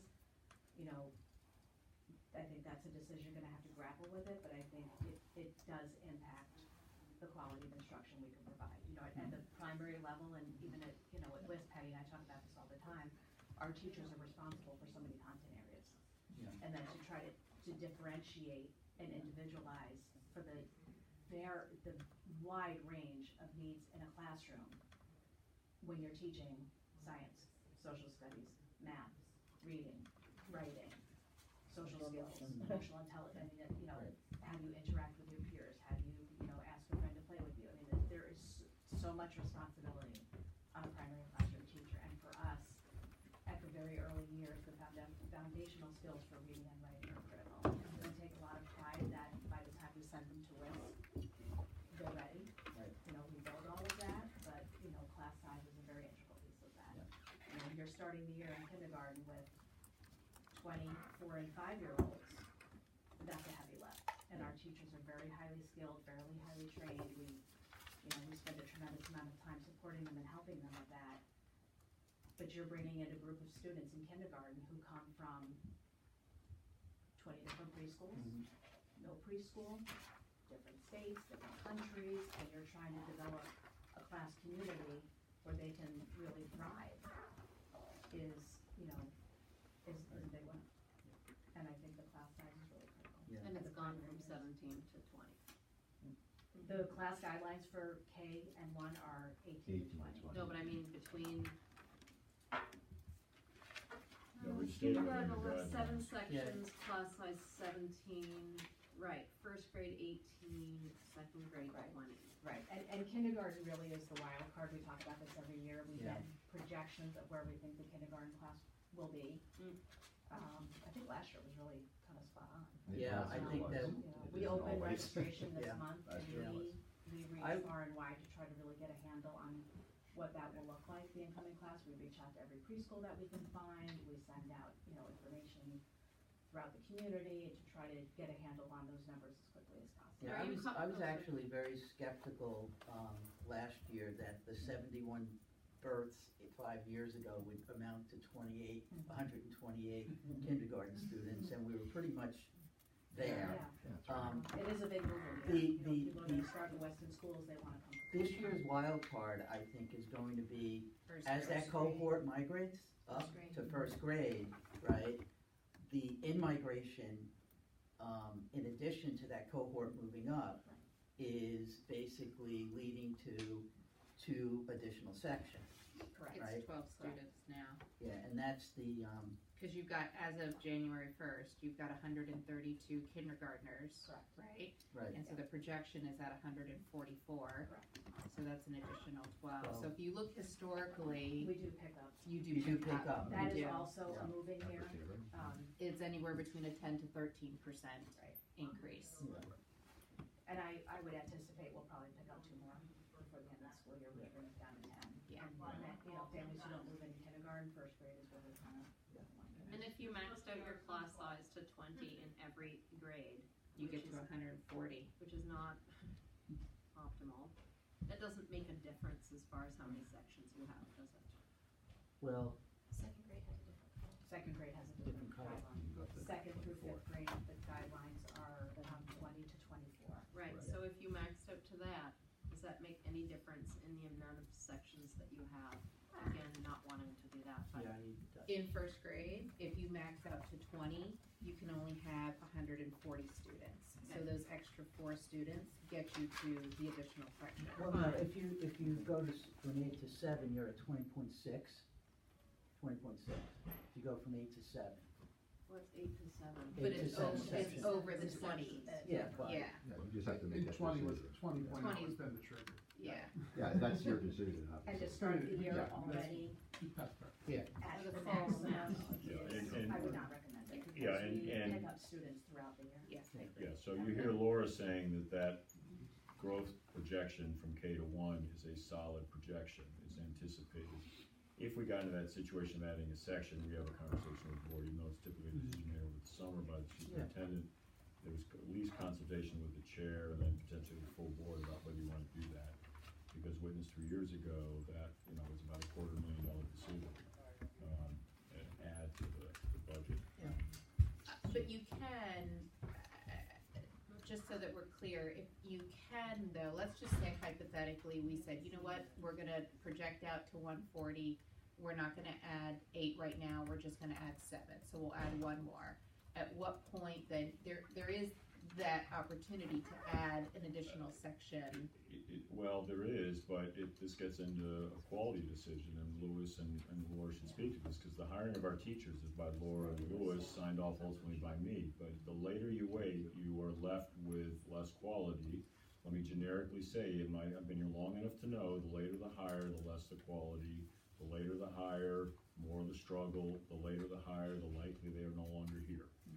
I'll just put, is that a fair generic statement? With the few exceptions, is a generic statement that does tend to happen. So meaning that if your expert principal tied to enrollment data, which is very good, is saying 10's a good bet, if you care about those class size guidelines, you would not shortchange us as administration, get you quality teachers. The challenge with hiring late too, if we reduce now and we lay off teachers and they go find other jobs, and then in August we're like, whoop, we really did need that, and we're out looking for teachers, we're then bringing in somebody who has, we put a tremendous amount of resources, I think, and professional development into our staff. Our staff is very highly trained, very knowledgeable about their craft, highly skilled, I'll speak for my building, we have an incredible teaching staff. And when we lose that, and then we try to go out 2 weeks before school opens and find somebody who's gonna have that background, that knowledge, that training, that expertise. Right, and there's additional problem, which is clearly the folks almost all the time. Every once in a while we get lucky, but it doesn't usually pan out that way. The other problem you have is if we added a section on August 15th or 10th or 2nd or whatever, the problem we have is we also have the standard 30-day notice provision that's recognized by the state as the appropriate, so every teacher has an ethical obligation to fulfill their contract. The contract is a 1-year contract. So what happens is if we go and we want a good teacher and we try to steal some away from some other district, and it's the middle of August, we have to wait till the middle of September before that teacher can start with us, usually. Sometimes the districts are more accommodating, sometimes they're not, but what happens is that person then comes and we have a sub in for the first 2.5 weeks, which is problematic. So, and that isn't usually the people we end up getting at the last minute. It's usually people who haven't gotten a job yet. And every once in a while, as I said, we get lucky, but most of the time we have a problem. The other factor that plays into that 1 minute. is we build our class sections starting in April. We spend 3 to 4 months building Yes. the best class sections that we can. And that's related to the personnel. Yes, directly related to personnel. So when Fine. try to undo that and redo it, and, Which we have done. which we've done, but it's. 401 on my way. I was just gonna ask, where's the preschool? How long The preschool is, under PPS, because it's, I don't know if you wanna wait to talk about that until you get to Mike's, Yeah, the Yeah. staffing report is under. staffing falls under PPS. Okay. That doesn't fluctuate, Hillary, it's 27 students every single year. Okay.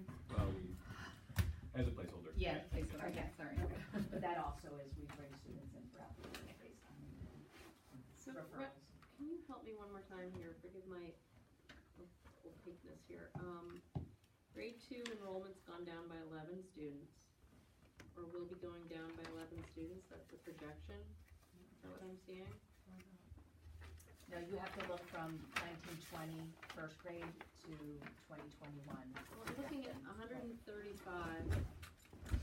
in Right. 1920. No, you have to look at 118. Right, those will be third graders next year, so that would be the budget. Are you talking about second grade to second grade or the matriculation? Second grade to second grade. Yes, second grade is dropping. Second grade is dropping by how many students? Current year second grade to next year second grade, there is a decrease in students. Of 11 students. Yes, which is still 6 sections, because that's 20 students per class. So that's within the guidelines.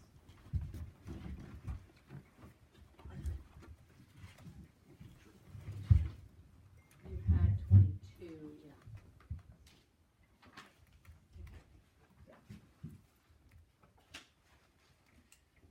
So if you dropped so you're looking at the 124 second graders for next year. Yeah. If that was 5 sections, you'd already be over guidelines, you'd be 24, 25 per class. You'd be just over the guidelines. Well, It matters, I'm just saying. but starting the year with that, we always pick up students. So, Laura, I guess, here's where we are. I mean, you normally have move-ins coming in, in significant numbers post-kindergarten. What's your trend about coming in for first grade? Because that's the big hinge. I mean, 12 students moving in between now and August to hit that 144. Did Ruby just cite this, did you analyze that percentage? Just a second ago. It's historically 10 to 13% That's increase, helpful. yeah. But I guess what I'm saying is we have a couple of months where we can watch this. I guess is what I would say. I mean, That's true. we have time to watch it before we have. Again, coming back to the personnel quality issue though, you worry about class size or quality of instruction. We had the same, it's a very good question, Gina. We had the same discussion last year, remember, do you Well, I guess go it ahead is, or not? but to that point though, at WIS, we're projecting a reduction of a section, so there's gonna be an available teacher. So between those two schools, you're talking about a net out of 1. So, taking a couple months, which we have before our budget becomes truly final, to analyze things, I don't think so. Considering we're actually at a net add 1, not a net add 2, because of the reduction of WIS. I didn't bring my enrollment folder with me, but typically those move-ins do not happen prior to April. The students that we know are coming are typically coming before the end of the school year. It gets a little bit later that we know when families will start reaching out and saying, I'm gonna start the next school year. That doesn't typically happen. I'm sure there's exceptions, but prior to April. And just So what to- happens if the move-ins don't Or happen? you're gonna make a decision by the end of January. I won't have that information of families moving in for the most part. So can I just comment, I just want to clarify so we're not, we have all the information. So there are also other issues that we frequently face when deciding whether we need to hire or not. So there's a budget proposal in here that might affect a teacher moving back into the elementary classroom, which would fill one of those positions. There's people who return from leave or not return from leave, which we generally know in February, which would mean you may not even have to hire, but I don't know yet. So to that point, I don't want to make it sound like, well, we're definitely going to have to hire. I don't know yet. That's just the fact. You asked, do you want that last question answered? You said, what happens if we don't get the students? The move-in, yeah. So historically, and this is pretty standard for school districts, is once the budget is finalized, so the budget's finalized, boards of education have to vote on non-renewals of non-tenured teachers and notify them by May 1st, okay? So what happens is we make the decision, we know where we're gonna be, and we make commitments, okay? So the teachers have been Essentially, if you don't non-renew them by May 1st, what happens is they have a contract for another year. Yes, you can reduce a teacher after that by going through the contract termination process, which is similar, but, it's just a little more formal. But professionally, that has never been done here. So if we make a commitment to an educator who's now accepted a job with us, foregone other jobs, or left a school district and given in their resignation, and then in the summer we realize we're 6 kids short, or 5 kids short, or whatever it is, we do not riff at that point. That is unheard of professionally. Okay. We could do it legally, but I would not recommend it on a human resources side. So at this point, when we're looking at the book, it's a risk assessment we have to Exactly. do, Tony. Yes. We have to say, That's we exactly either, take the risk, or we don't. And That's right. And I know, where we all wanna be. We wanna be safer rather than sorry. That said, that's where we stand. We have to take a risk. Or we have to assess the risk and decide whether or not to take it.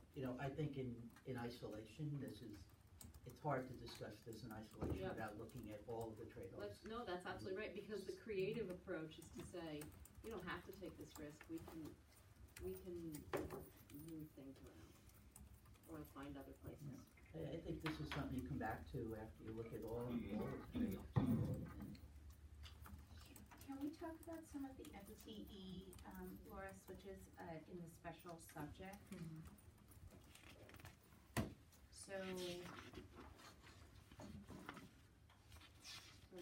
what's the strategy there between music and then health and physical education? Can you just, I'm not sure what you're asking, but. Sorry, so just, you're increasing FTEs in health and physical education.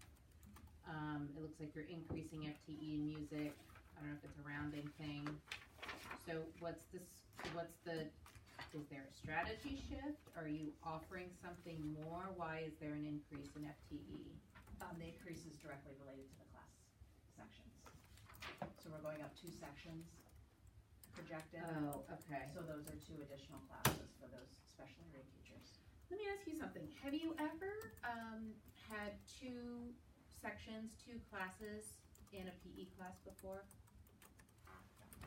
Couldn't do it. Not at that level. Not at that no. level. That's a safety, that would be a major safety issue. It's a safety issue, it's a In facility addition, issue. the fact that our gym really is not, it's not a full-size gym. No. It's really not equipped to handle 2 sizes, and when you have, 20 to 24 6 and 7-year-olds You don't want running, interacting, jumping, Wyatt is an incredible PE teacher, and, safety is number 1 in there, but I would not put 2 classes. Okay. I have another question around lunchroom and playground monitors. So I looked at WIS, and their allocation is lower than yours. It's a 0.8 FTE, and they've got 20% more students than you. Is the 1.2 FTE, is that spread over 2 people? The lunch playground monitors? Yes, that is,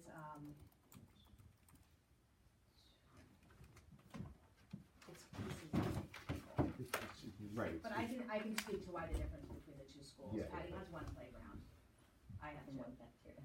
Right, and 1 cafeteria. Ours are smaller, our East House cafeteria is quite small, South House as well, so we split the grades. We do split the grades as well on recess. I think putting out a large number of 5th graders looks a little different than putting out, a significant number of 5-year-olds on a playground together. When you have 4-year-olds and 5-year-olds on equipment, you really need a high level of supervision to ensure the safety of those students. For the very first time, they're learning how to use equipment, how to interact, how to take turns, how to move their bodies, how to safely navigate the social interactions as well as the And there's the lunchroom function too, which is. Correct, yes, those are the cafeterias and the recesses for day 1 and 2. You put a lot of educational time into making your lunchrooms work well. Yes. And that's There's a lot of training involved. That's a competitive advantage for us. We don't just dump our children into a cafeteria at grade K. No. There's a lot of guidance. Yeah, the assistant principal, him and I spend, weeks at the beginning of the school year orienting, working with the staff in there, working with the students,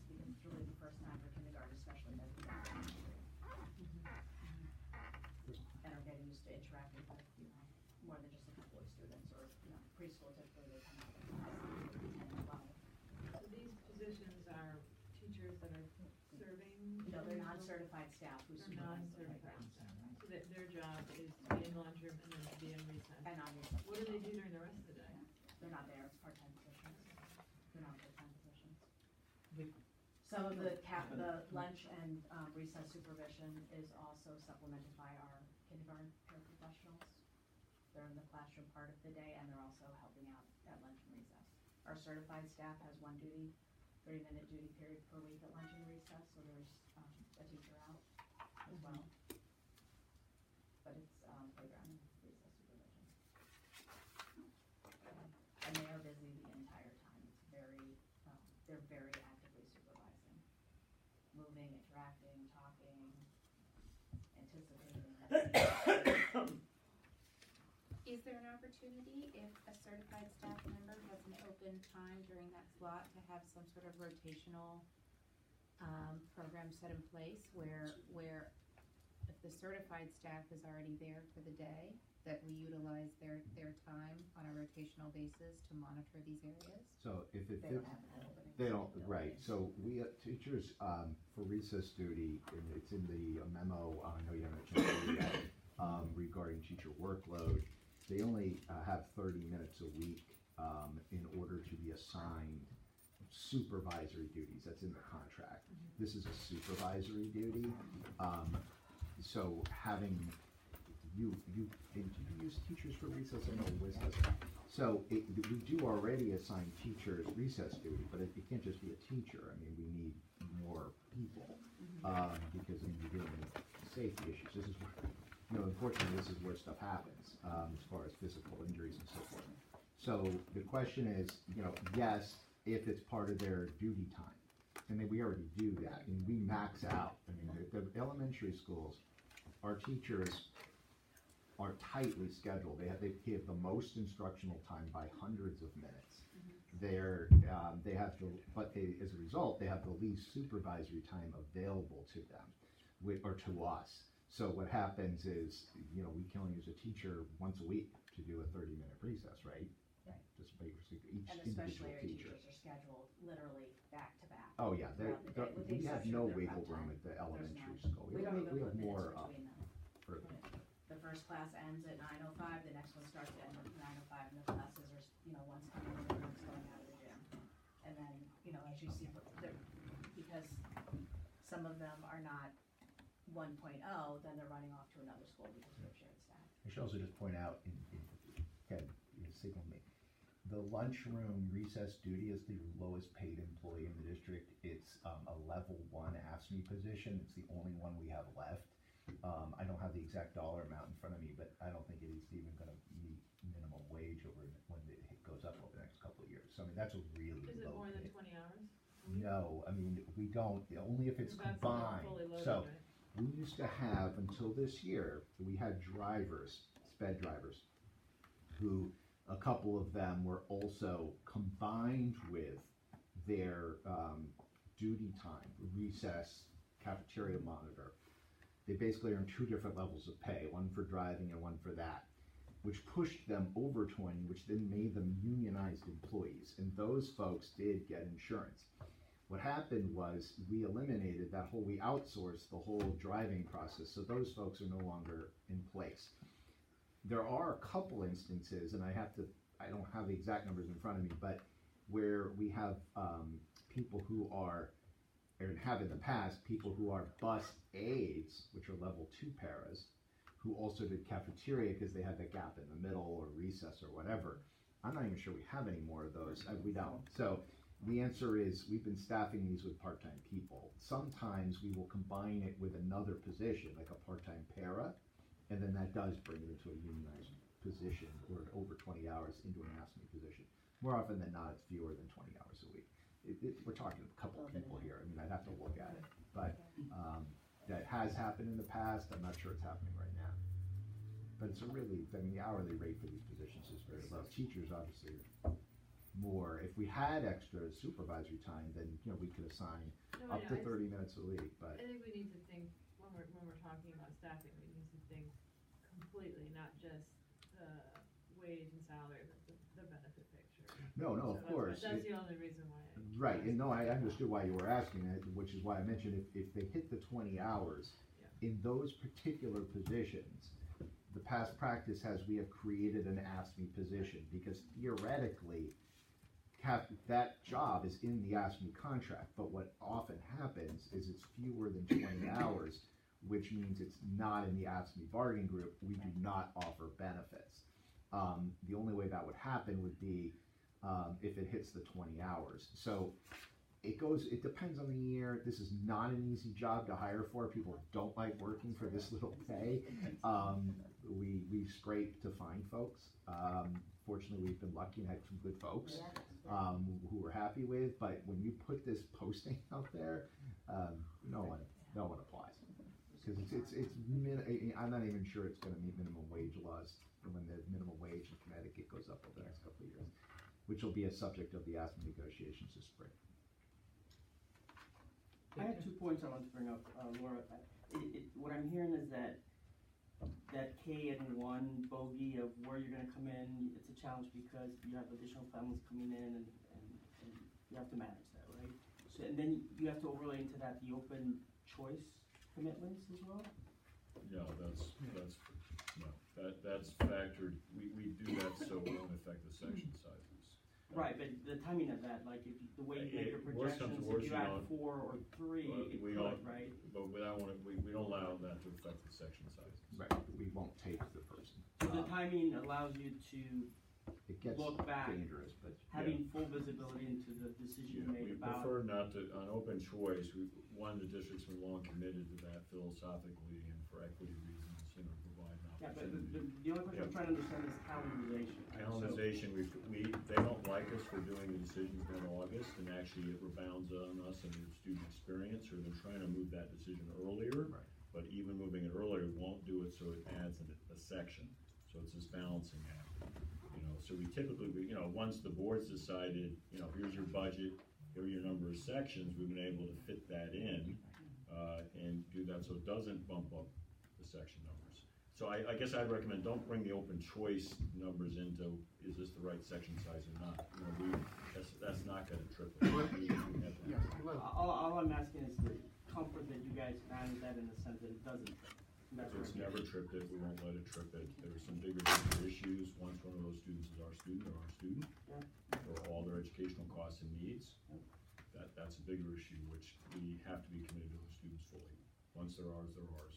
And my second question was, it's going to be a little bit ironic, and given that I'm a native Spanish speaker, and maybe it's a strategy across all sections, is the foreign language program overall. Right, so, and believe me, I'm one for biculturalism and globalism and everything else like that, but at some point, just the time that students are afforded,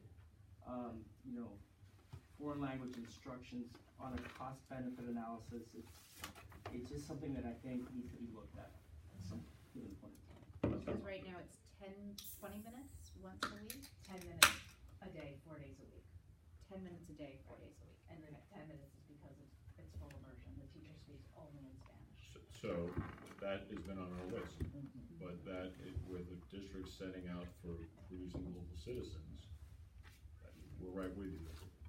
What's the value add? It's committed to our global citizens, and your deep commitment is shared by all of us, for different, family reasons, life reasons. We're right there with you. But we've looked at that.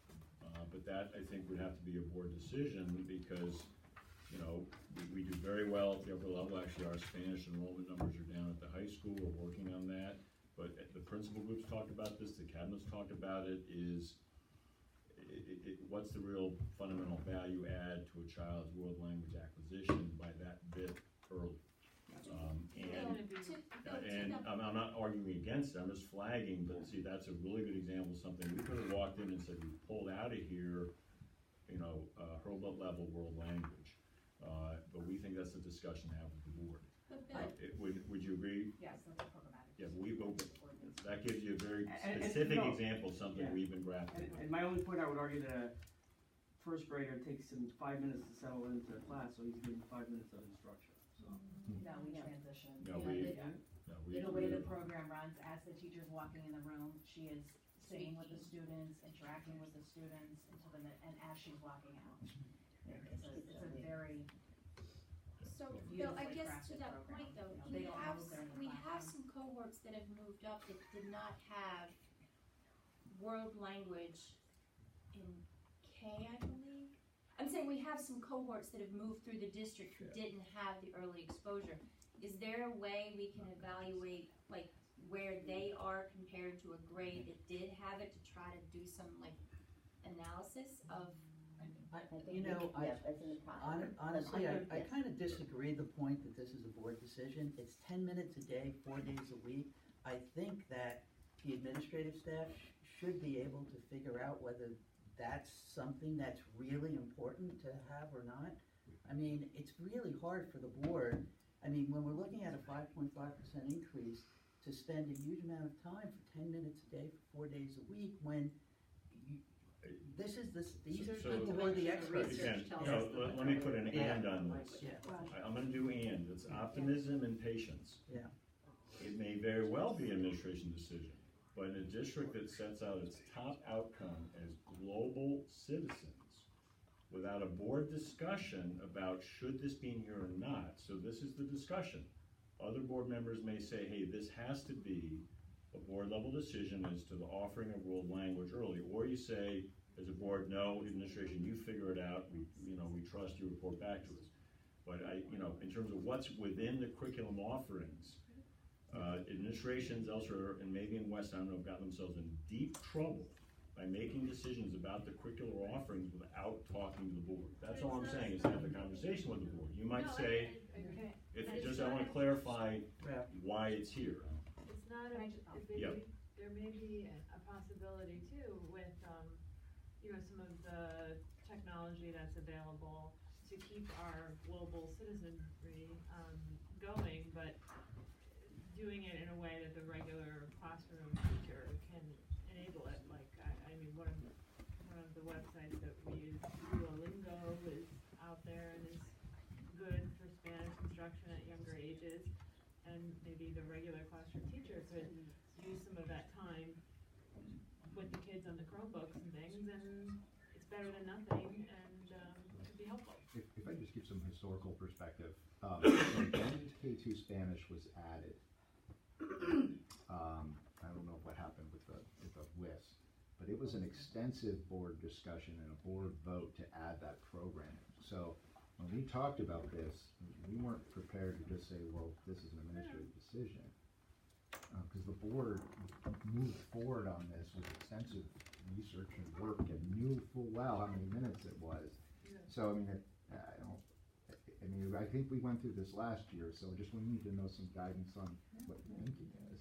Lisa, you were, I'm sorry. I believe Laura wants to say something. Okay. Yeah, I just want to make one more comment about Chromebook, because I know you have a long way to go, and it's 11:15, so I'm not going to belabor it. But I talk to a lot of families. I talk to almost every kindergarten parent that comes into the community. I talk to parents who are looking to move into Weston or not move into Weston, and the two questions I get are, what are your class sizes, and do you have do you have a world language program? So those are important to our families. Lisa? I would just add that I was actually on the committee back in '91 that put the elementary program in place. And in looking at the way the program is now, and we talk about doing the Duolingo or something like that, when they implemented it in kindergarten and when I taught it in 3rd and 4th grade, the idea is to use the language as a tool of instruction to learn other things. So when you're in the classroom and the teacher is reinforcing social studies concepts and things like that, it's not like these packaged programs that, oh, we're going to do this, that has nothing to do with a fully articulated, integrated program. Now, that being said, if you're looking to see what is the academic return on investment of this program, originally it was put into to really work to get students to be bilingual in Spanish, because by 2025, this area of the country, that's the majority, got to be able to speak Spanish. But the other unintended consequences are things such as development of math and music and all that stuff. And so people read that and think that it's, wow, this is a great program because I want my child to develop these skills. If you were looking specifically at results, in how many people actually leave with a strong Spanish background, you would look at the top level at the high school. How many students are there at the different honors and standard level? How did they perform on the Apple? You know, where is that cohort? What's the percentage? Things like that. That would, to me, would be indicators. But Bill is absolutely right. When you say global citizens, what are the evidence indicators that we do that and that it's accessible to everyone? That it's not just, oh yeah, we have a great Chinese program, but only this many students take it. This at that level is accessible to everyone, which when students perhaps don't continue, at least they've had that exposure, that is certainly valuable.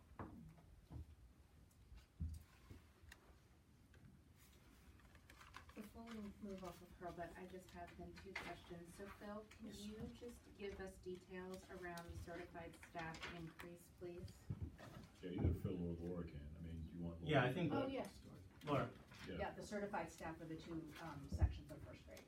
That's the two. Nothing else is built in. And then a very small incremental, special area. The point two, or point one, actually, the net point one. The net .1 for the Special phys ed. areas. Sorry, the 6.76 is what you're talking about? No, the 2.1 increase for certified staff are on page 38. Yeah, the 2.0 is two classroom teachers. And the percentage increase is that. Yeah. Yeah. It's the wage increase for existing staff plus the full salary of the 2.1 FTE added. So the wage increase for the special subject is based on additional sections? Correct. Art is a little, you'll notice art is a little different, and I think, I don't know if Phil or Ken can speak to that, but the art is a little different because of the shared staff across the district. Which is why going up two sections, you see we have 0.6 now, it's 0.5 next year. So I'm sorry, but So, Ken, you want to speak? That's a decision that we make in terms of staffing, because I think by the addition of the two additional sections in grade one, there was a need for an increase of 0.15 in art. But because of some changes that we're looking into, which may need some revision, we came up with a reduction of a 0.1 and not an increase. But that's an ongoing discussion that we're having regarding art in particular. So overall, in terms of special areas, assuming that there was not this move that we're looking into, there'd be an increase of a 0.35 in special areas, which would be the 0.15 for art, 0.1 in health, and 0.1 in music. okay. So overall in the district, we haven't eliminated or changed the program for art. The only thing that has changed is enrollment has created these fluctuations for art. We're not a district that has said we're going to slash the arts. This number here, that 0.5 request from Hurlbut, slightly down from the previous year, 0.6. Laura, correct me if I'm wrong, that's enrollment driven. The people who are going to be in the positions of the various buildings depends on, how the FTE shakes out across the district. So some might be more in one building versus another than they were in the previous year. But the overall number for art that you see in the staffing page, the summary page, does reflect a slight reduction in force. We have a part-time teacher that has been notified that that position would be eliminated for next year. Again, not because we've cut any program, because the enrollment has changed district-wide for art. Okay. Ruby, I think your general question, It if feels I'm wrong, like controlled transparency to me. I'm just gonna say that out loud. So Yeah. I missed the details. I guess what we overall probably will be looking for. Yeah, there's full transparency here. I mean, we built this budget as many districts build the budget, and you asked a question, we get the answers. So this is a great example. 2 ads explain that percentage adjustment. As we go through the entire book, and we still got a lot to cover, and I'm looking at our future meeting times, the board's gonna have to do some thinking about maybe adding a meeting, is our view has been full partnership, full disclosure, you ask a question, we'll get you the answers. And so, because the level of change to this whole budget is so minuscule, those areas such as this, we can quickly get you that answer. As opposed to running all the level of detail, anticipating the questions, we said, ask the questions, we'll get you that detailed answer. But I didn't need to ask the question last year, cause I had the information already in front of me. Okay, we can go back and forth on that. It's extra time needed to ask those questions when I had the information and I didn't need to ask it last year, that's all. Okay, so then my next question is around postage, and I see it in every single section were, it's an increase of, So what that really is, it's just a shift, so the postage machines were shifted, I think, from a district, or with the closure of the copy center, it was, right, so it was pretty much. Copy center, where all the mailings used to go out of, was in the copy center budget, it's now in each school. Because we no longer have a copy center.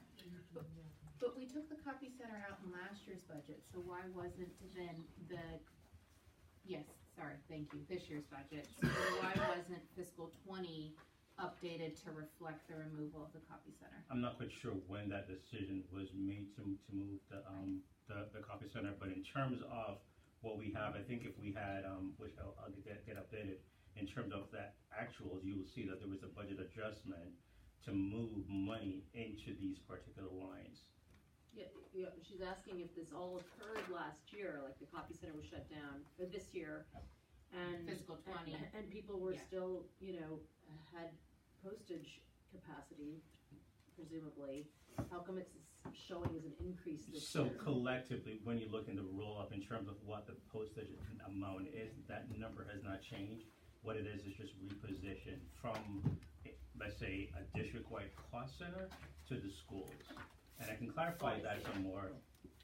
So the postage lease itself has not changed, that number is still the same. I see. What it is just in the cost, it's just a shift.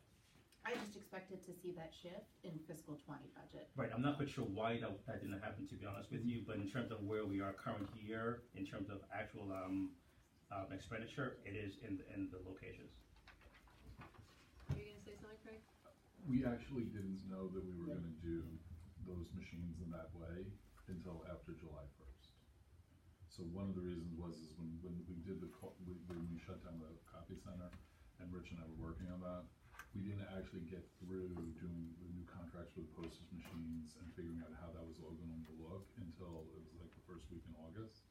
So it is new expenditures then? So the shift really, we knew it was coming because we closed the copy center, but we didn't do a lot of that work ahead of time, and we didn't have estimated allocations for schools or any of those contracts done until. Oh, I see. So it read as one machine lot in this year's budget. Right, As opposed to because 4 machines in this year's budget, which right, nets out the same amount. yeah. Correct. Got it. Just different. Got it. Right.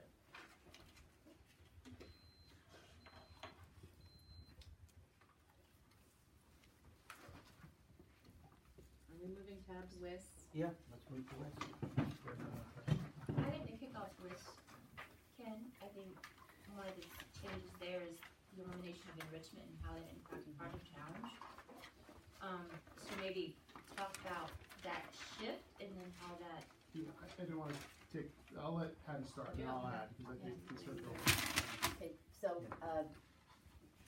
that is not in my budget, that's in the PPS budget, that .5, right. Red has always been under that PPS stuff. All the other numbers that you see, the staffing numbers, are basically on enrollment. We're to if you look at the number, if you're doing 7 sections, it's 168, so that's why, we're going to 8 sections in 4th grade. Otherwise, we're starting at 25 in every classroom. And then all the pieces that are underneath that are the pieces of special areas that get decreased with the decrease of the staff. One thing that we didn't mention is that every teacher is guaranteed 300 minutes of prep time. That prep time comes from art, music, world language, PE, health. So where world language, that's not a part of your school, but in my school, that's 60 minutes a week of prep time. So world language, If I took the world language away, I'd have to put something else in there. It would have to be in more music or more art or something like that. So it doesn't, it's not an advantage for me, and just purely number-wise I'm talking about. One of the things that we did look at, because we were talking about ways to reduce costs, was we have a 0.5 computer person that was there in our budget that really worked with, to be a sort of tech integrator, working with our teachers, but also working we redesigned how last year we did a pilot program, and our students received 2/3 of the year in health and 1/3 of the year in technology. So it's computers, Maker Masters, coding, that sort of thing. So this person was another person to help with that program, with Jane Savini. Jane feels that she can do that on her own, so in a way of cutting costs, we've taken that person out of that position out of our budget. So that's where that 0.5 is. We really don't have a computer class at WIS. I have a question on that. Yep. So when I go into a high school class now, I would say like most of the kids are working on their laptops, and it's going to be 100% of the kids doing that, any day now. So how do you feel about that from a curriculum standpoint in terms of there is no typing class? This is a skill that these kids aren't really learning that they legitimately need. So that's why I made the shift last year, because we didn't have a computer class. I said, here we are, third graders come in, here's your computer, right. There you go, and off you go. So I felt it was really important that we had some level of instruction. So we changed that model last year. So that first trimester of our third graders, they have technology. And a lot of it is, get to know here's a Chromebook, how do you work with Chromebook? It's all keyboarding. We set them up in a keyboarding program. A lot of the third grade teachers then continue that as part of their homework or their morning work so that they are more comfortable in keyboarding. So I think by fifth grade, most of our kids are pretty, whether it's the official keyboard method or their own, cut and text that they're really comfortable with. And then as the grades go on, there's more skills and more applications and more programs that we really want our students to be comfortable with, whether it's, coding obviously, or whether it's not just keyboarding, but it's like using like Chatterpix or Excel or something like that. So we build that in according to the grade. So right now our fifth graders are having their time in the computer classes, and then fourth grade will end the year. So. Patty, quick question.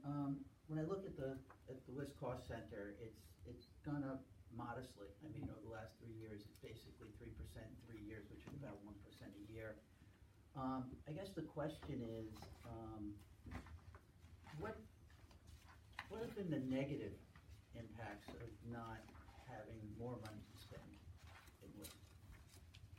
Well, upcoming next year, the negative will be how we provide that enrichment to all of our students that we have been doing for the last 7 years. I'm sorry, what? So, Enrichment. So we've gone from doing writing and writing enrichment and math enrichment just down to the math enrichment. We will not have that next year by reducing that 0.5 from the budget. Right. Not having that extra technology person to work with Jane when the kids are in the lab and learning those skills. So those will be things that we'll have, the challenges that we'll have to work through. Most of the increases you probably see are purely what's a math book cost, what's our science materials costing. So it's really, and I mean, I do have these really difficult decisions with our CILs. Do we really need to spend this? Is there a way that we can go through the PTO and get more books? Or is there a way with PTO to get, we need an instrument, or we need, this year we've been incredibly lucky with the sound system. Our PTOs did that for us. And so programs, performances, and guest artists, and authors visits, and all that sort of thing. So we're really fortunate having an incredibly generous PTO. It helps us. Tell me if I can just add, because there's two things at play here, and while we felt enrichment was nice to have over the years, we are with our professional development and training teachers to provide the differentiation within the math and focus. within the Readers Writers Workshop. And because that math enrichment was every other week, one period in each class, we felt, that's a trade-off. Not ideal, as Patty just said. But there's a second thing at play here. So enrichment has been tied, because of the staffing model, tied to the Project Challenge program. And while the Project Challenge program, the self-contained class, we talked about the program last year, obviously, as part of the budget. It's being maintained in Patty's school and in Dan's. However, we've actually dedicated a Project Challenge teacher in both buildings.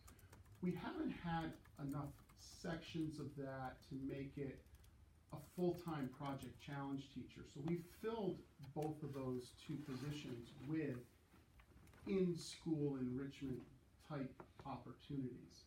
We're just at a point where that's difficult to do now. So with the elimination of this enrichment at WIS and the elimination at the middle school, we're really talking about one Project Challenge teacher servicing both buildings.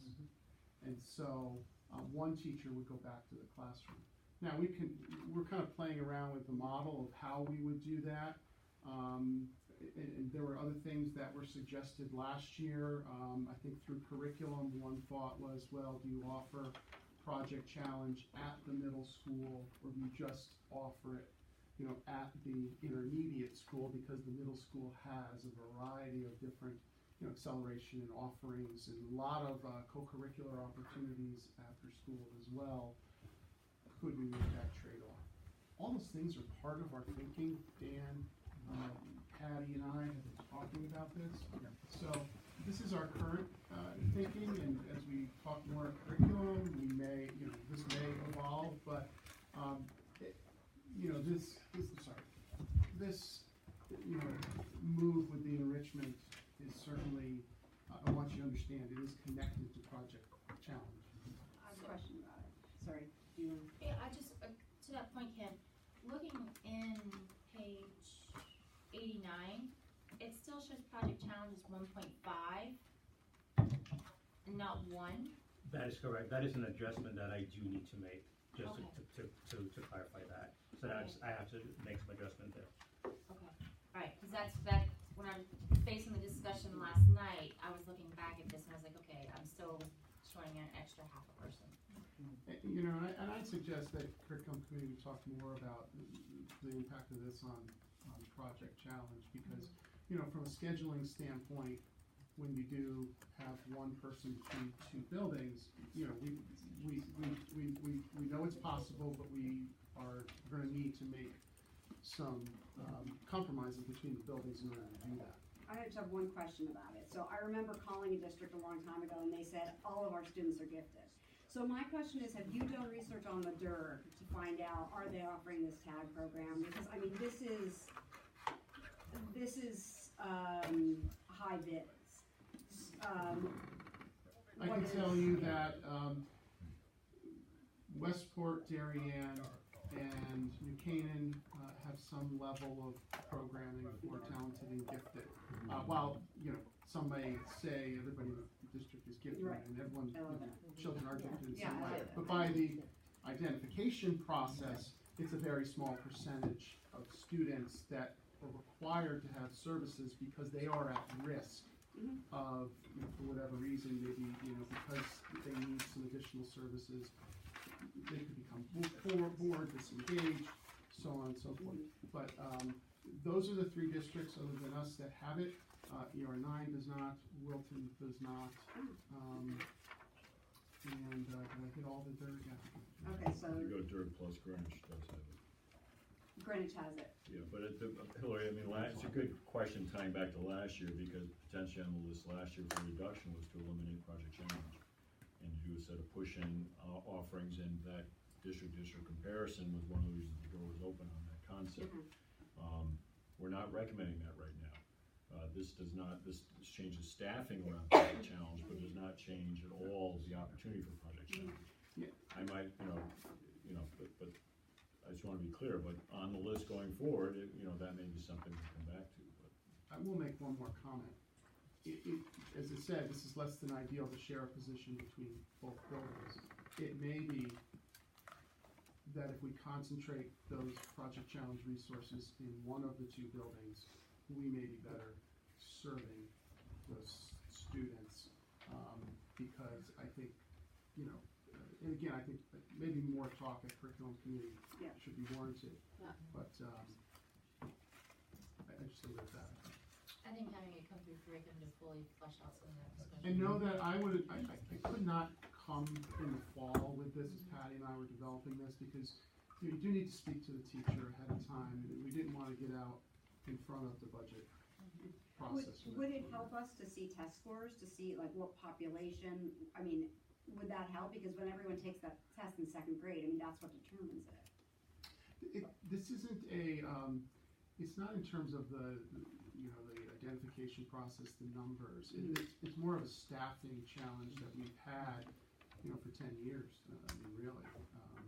So we're this year we need to be as efficient as possible with our staffing, and we know that given the numbers of students and what we would anticipate identifying in third grade coming in, that we could service with a 1.0 as we have been in the past. Okay, that answers my question. If I may, along the way, I think for you as a board, if you're not happy with a 5.5, getting that to shift, it's going to be big shifts. It's not going to be the little particular dollars here and there. So, I mean, a shift question is world language program. A shift question is project challenge. I mean, those are the things to start. I'm not advocating. I'm just saying a big shift is class size. That you bite the bullet and say we can go up a little bit in class size, we do sections. So those are the big shifts to be thinking about, and that's also why we designed the book, to keep the focus on the big dollar shift issues and then answer any detailed questions you have. Patty, I just have a question. So I see that the FTE is reducing by 1.7 overall, but the savings is only 49,000. So once again, maybe if you had some of that clarification language, that would help. I'll definitely, it's two parts to that. It's contractual increases, plus, so that what you have there is just the net between The contractual pluses and the increase, the minuses. pluses and the minuses.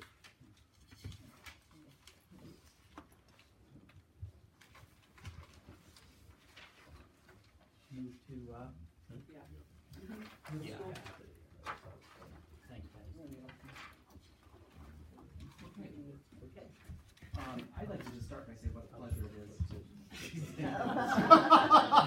Oh, it's a middle school. Lead the middle school.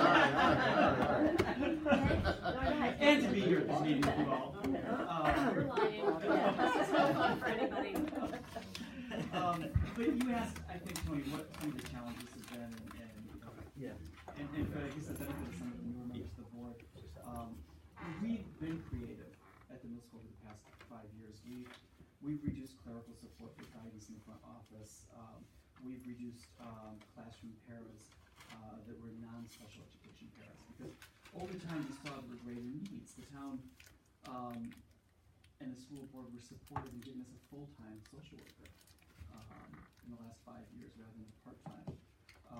And we have school resource officers. So those were difficult challenges and difficult shifts. I talked a little bit about the change in our innovation program with the shift to art for this year. And one of the things that we're looking at for next year is to take our new schedule, which includes that extended learning time, and use it more flexibly, so that we don't just have rigid, this is a PFA block where students, go to certain courses, which allow the teachers to planning time during 2 periods a day, but maybe there's 3 periods of day for each grade that we can use, and that allows us to be more efficient with our staffing. Up until this point, I could only create, in 7th and 8th grade, I could only create 8 sections of our technology courses, the project capability, because I only had 2 periods each day in 2 rooms on A and B days.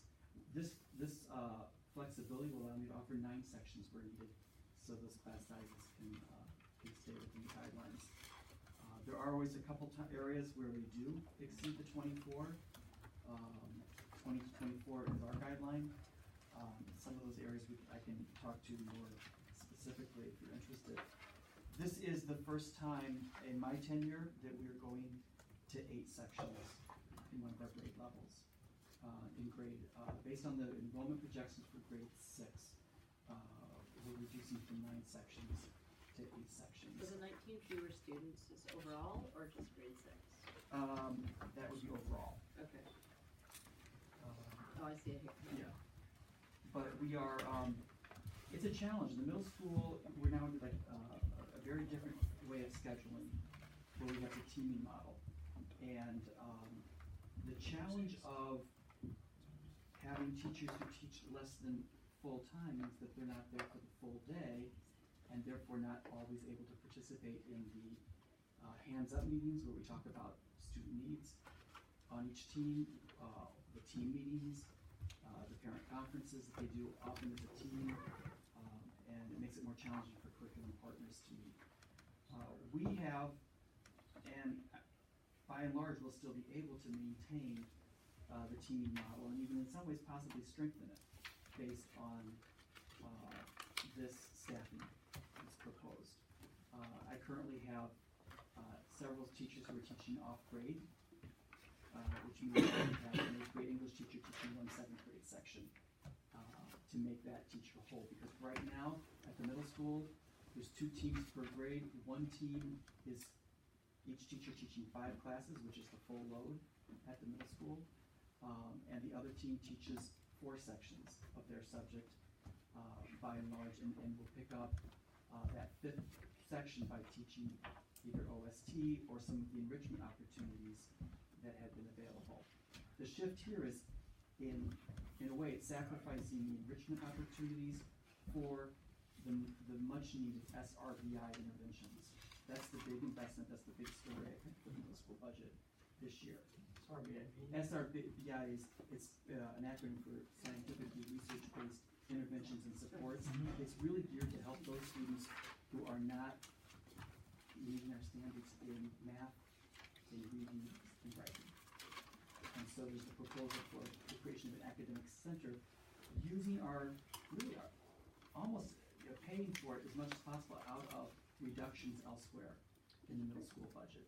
And what is the total, I'm just looking at the pages, is the total head count difference budget to budget .4? Is that? Are you talking about the 61? FTE? Yeah, FTE. Yeah, that sounds right. Okay. .4. Yeah, and Budget. What? Yeah. Point 4. Do you wanna ask what? Yeah, I'm trying to square that, just to get into the question, I'm trying to really square that with the. Page 55. Yeah, the increase in certified staff salaries, because that Which is seems like, 236,000. unless the salary grades on the pluses and minuses are different, it just doesn't square with a .4. I may need to consult with. Yeah, So Yeah. again, it is a combination of phrases plus the additional of that .4 with pluses and minuses Yeah. at the middle school. So again, I see. you would have to go back into the various steps within each school to see the level, because it could very well be that you may have someone in the middle school who may be moving, because at the very top step, if you move from a 16 to a 17, there's a much higher increase that's factored in there. So it really depends on the step level. So it's very difficult to just equate a .4 to the number. You truly have to look on the full thing of where the teachers are on the various levels. Right. Now, I have more of a philosophical question here, which is not to Phil, is how come we deviate from the high-level roll-up when we talk about cost centers? We don't include the benefits. We don't use the same roll-up when in the cost centers, and we put benefits, we lump all the benefits into district-wide. I'm not quite sure why that decision was that thing, because that is more, we could make that shift to align the benefits with the wages. But I think when we look at benefits, we look at that more so as a district expenses.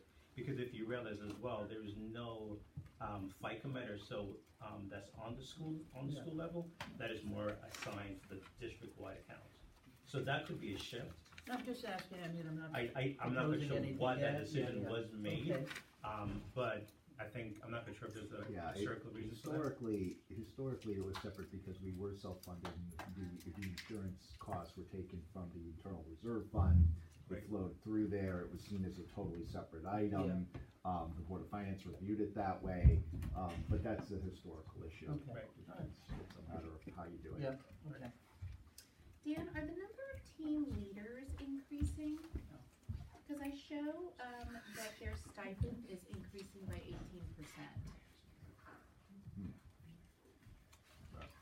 What page are you on? I am on page 58. So when I looked at last year's budget, so it's showing here 28,329 as the team leader stipend, and that's an 18% increase over last year. I'll take a look at that, I'll take a look at That may be a that. mistake. The stipends went up, I believe it's 1%. 1%. So that's either a looks at it typo or it's, so the only other way that would happen, and it wouldn't happen at the middle school, would be there is we do pay a premium when you have two people doing it by contract, but that doesn't apply to the middle school. So it's well within that. Okay. And then also equipment repairs. Is this like every 3 years that we get a big hit or something? I'm trying to see if there's a pattern here. It's a big increase, obviously. Yeah. But I think it's for some specific needs this year. Some of it is in the music department, for certain instruments. So I think that's where the details, we should see where it's coming from. Because I look at like Project Adventure course, I'm like, oh, inspection, I'm like, that seems like a yearly thing to me. I wouldn't think that that's every 3 years. So it would be nice just to see where those increases are. That was one of the areas that we talked in depth about when I met with Bill and So there is, you have on 58, the instruments are listed. In terms of repair, the project challenge certification of that is a 3-year. It is 3 years. Yes. But are these brand new, or are we purchasing refurbished like instruments, like it, or it's just truly repair? some of those are instruments that it's time to refurbish and replace. Okay. And talking with our CIL and music, she felt strongly that it was time. Those were needed. And the storage cabinets for the robotics parts. Yeah. That's a lot of that's due to the increase of the success of our robotics program. Where are they storing it now? $4,000. They've got it, some of it's in some bins, and it's in the tech and engineering area where the project leadership courses are taught. It's very difficult to keep those from being intermingled.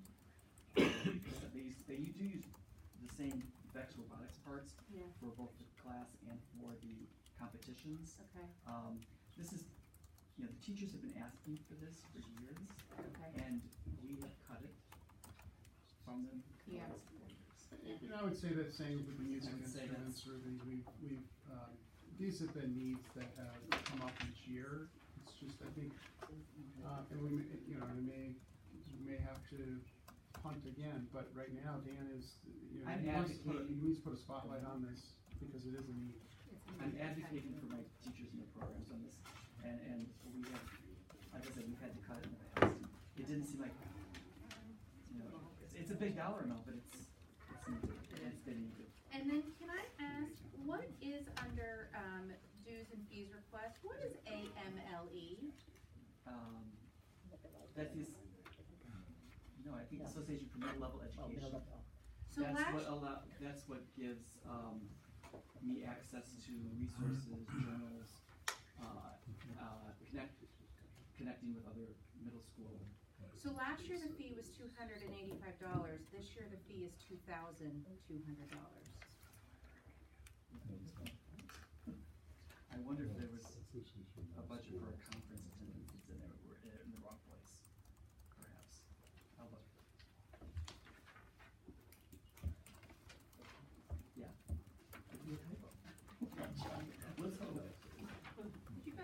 talk about the company advisor?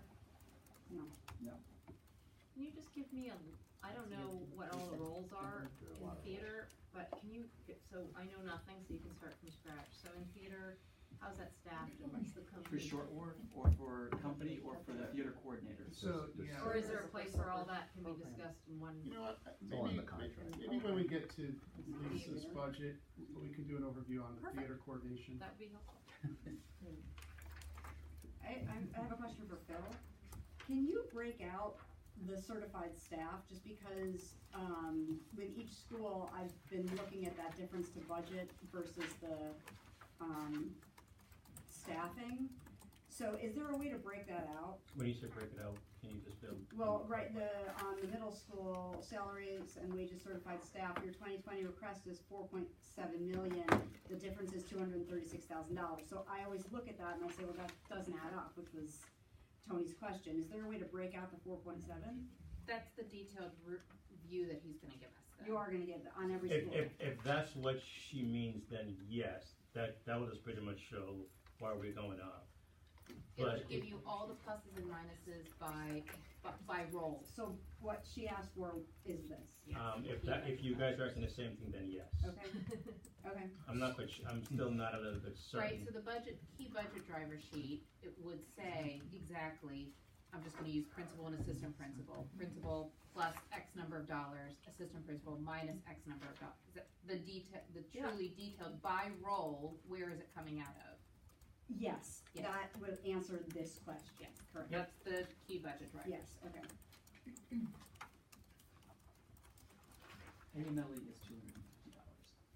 I'm sorry? $249.99. Yeah, I was like, $2,200 does not seem right to me. Nice, yeah. Okay. Seems like a nice Wow, we short. just saved a whole bunch of money. $2,000.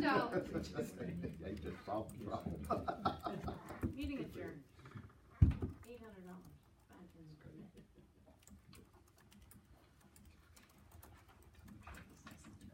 Any more middle school questions? I mean, I have a larger question regarding the middle school.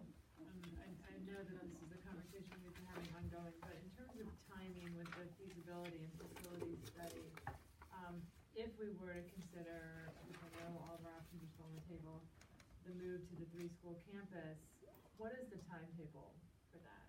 Is that still, is there any? It's a town decision that has to be made.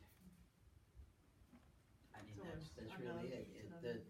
Yeah, it's unknown. I think the committee has just been formed. I think it'll be several months before they probably come up with a recommendation.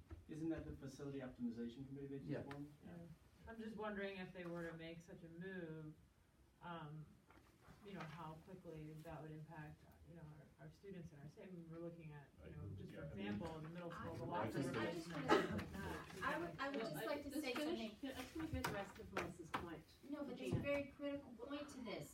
This facilities optimization committee can make a decision on the town of Weston what they would like to see. It's the The board's Board of decision. Education has the state mandated legal authority to determine the specific decision for the schools. That's exactly So it right. will be made in conjunction. I just wanted that point to be a matter of record. They We will can't work make very the move. collaboratively with that committee, but that committee will not make the decision about No, school. You have to That's a have- good point. My That's question a is, good point. I did not want to open that today.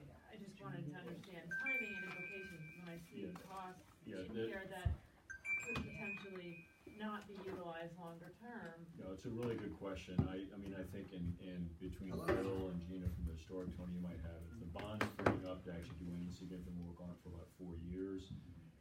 So we're a good 5 years out from any significant change at the That's middle the school. information. That's why actually for the first time this year on your capital plan, you actually saw a column for the middle school. And the reason is stuff has been catching up with us because since I've been here, we have not done any additions, physical adjustments, additions, changes to the building, other than this actually has had a big value is the lockers. And we again have asked for those. That has made a demonstrable difference in the quality of that building. So, Culture and climate. and those are close to a plug and play. In a new facility, you could pull them out. Yeah. So our hope would be, and so they're 4 or 5 years down the road, for sure. I mean, that's the big strategic opportunity for this district. Oh, absolutely. I What's don't what's the make the right footprint gonna be? decision. I'm That's, just wondering what the that's timing the is on opportunity. this. Along the way though, and again, we're in this immediate versus long term, we've been holding off on any investments in that building. And we are substandard now in a couple very fundamental areas.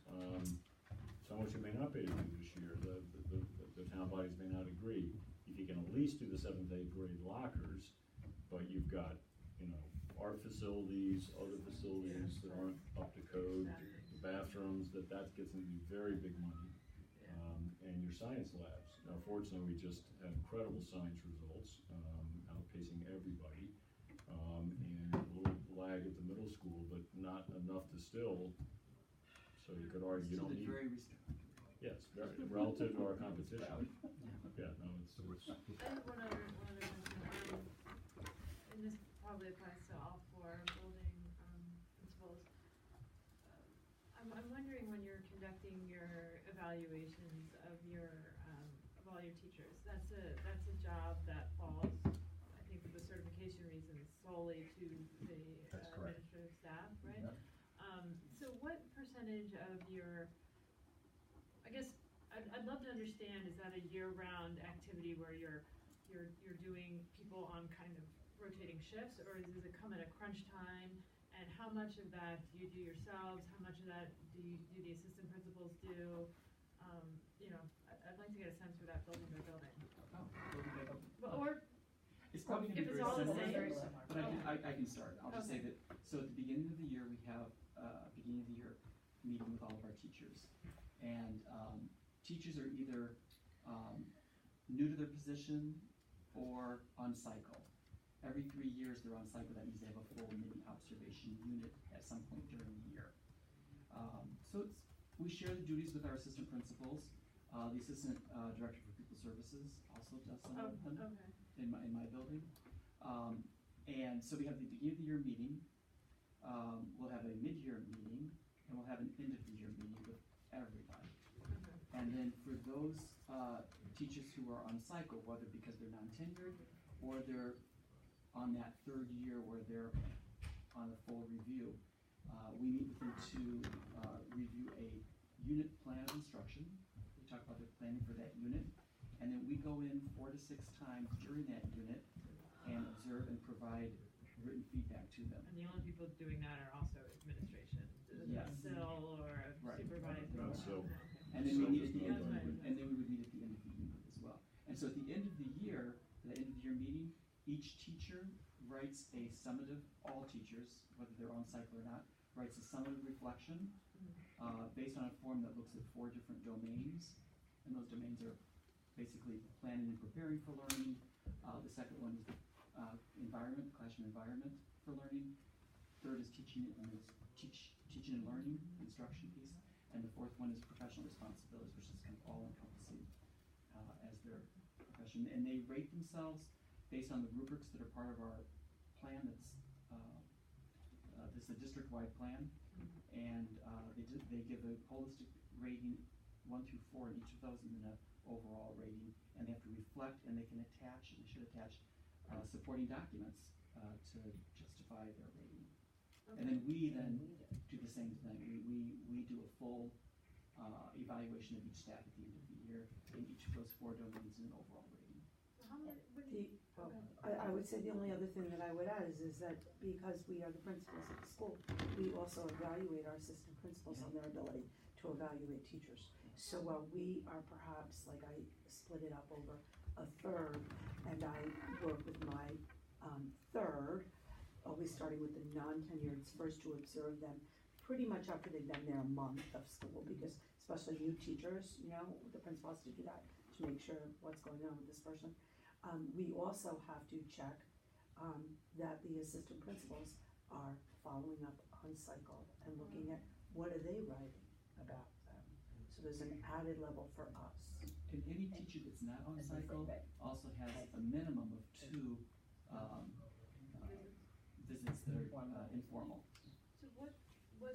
So I mean, I realize this is a challenging question, but, you know, what percentage of your time would you say you're spending on, you know, the whole, any component of the review cycle?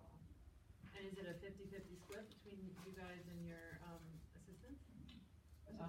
I try to in my building, and I try to take often the new hires for the same reason Lisa mentioned, the non-tenured, so I can get in there and do some formal observations fairly quickly in the year. I do think for me, it's somewhat cyclical. Obviously, there's a crunch of meetings, beginning of the year, mid-year, and end of the year. I try my best to spread out the mini observations, but it's percentage. It's hard to say. It's a big part of our job, and that's just the formal process. Obviously, right alongside that's the informal supervision, evaluation, as issues come up. You know, 1 year I color coded it. Well, for a few years I did, and it was yellow. Okay. So, what? That was last year. They had a really busy year last year. Yeah, last year was crazy. So color coded it, which is quite frankly, that's the best part of our job in some ways. I mean, at least I think so, to be in the classrooms. And when I didn't see a lot of yellow, you know, you would hope to see, I would say, you know, 3 to 4 hours a week. That's hard, and especially when you have meetings and the staff's only there at a certain amount of time, but I would say that it's pretty much continuous and relentless. Are there times of year where it gets worse? I think that was part of the question. Well, the numeric load too. Well, yeah, the end of the year. Well, the end of the year is hard. So if I can add, in addition to the principals and assistant principals, Mike and the assistant directors also do evaluation of staff in the PPS Sped realm. I evaluate the SILs, and on each person's caseload, there are educators who are on the mini observation process, which is much more time intensive because you're going in 5-6 observations within a course of, you know, 3 to 6 week unit.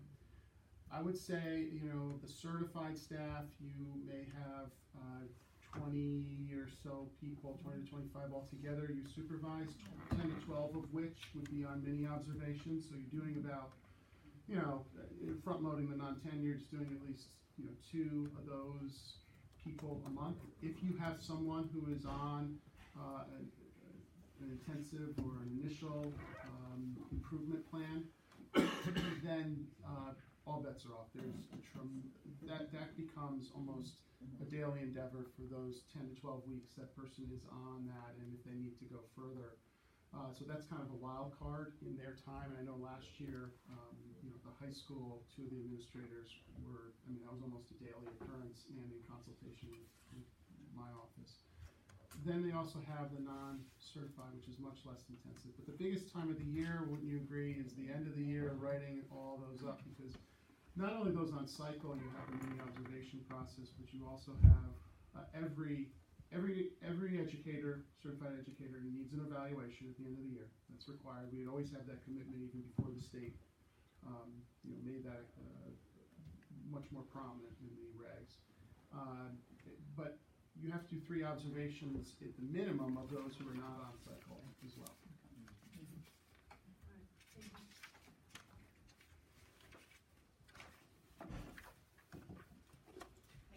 Yep. Lisa? High school?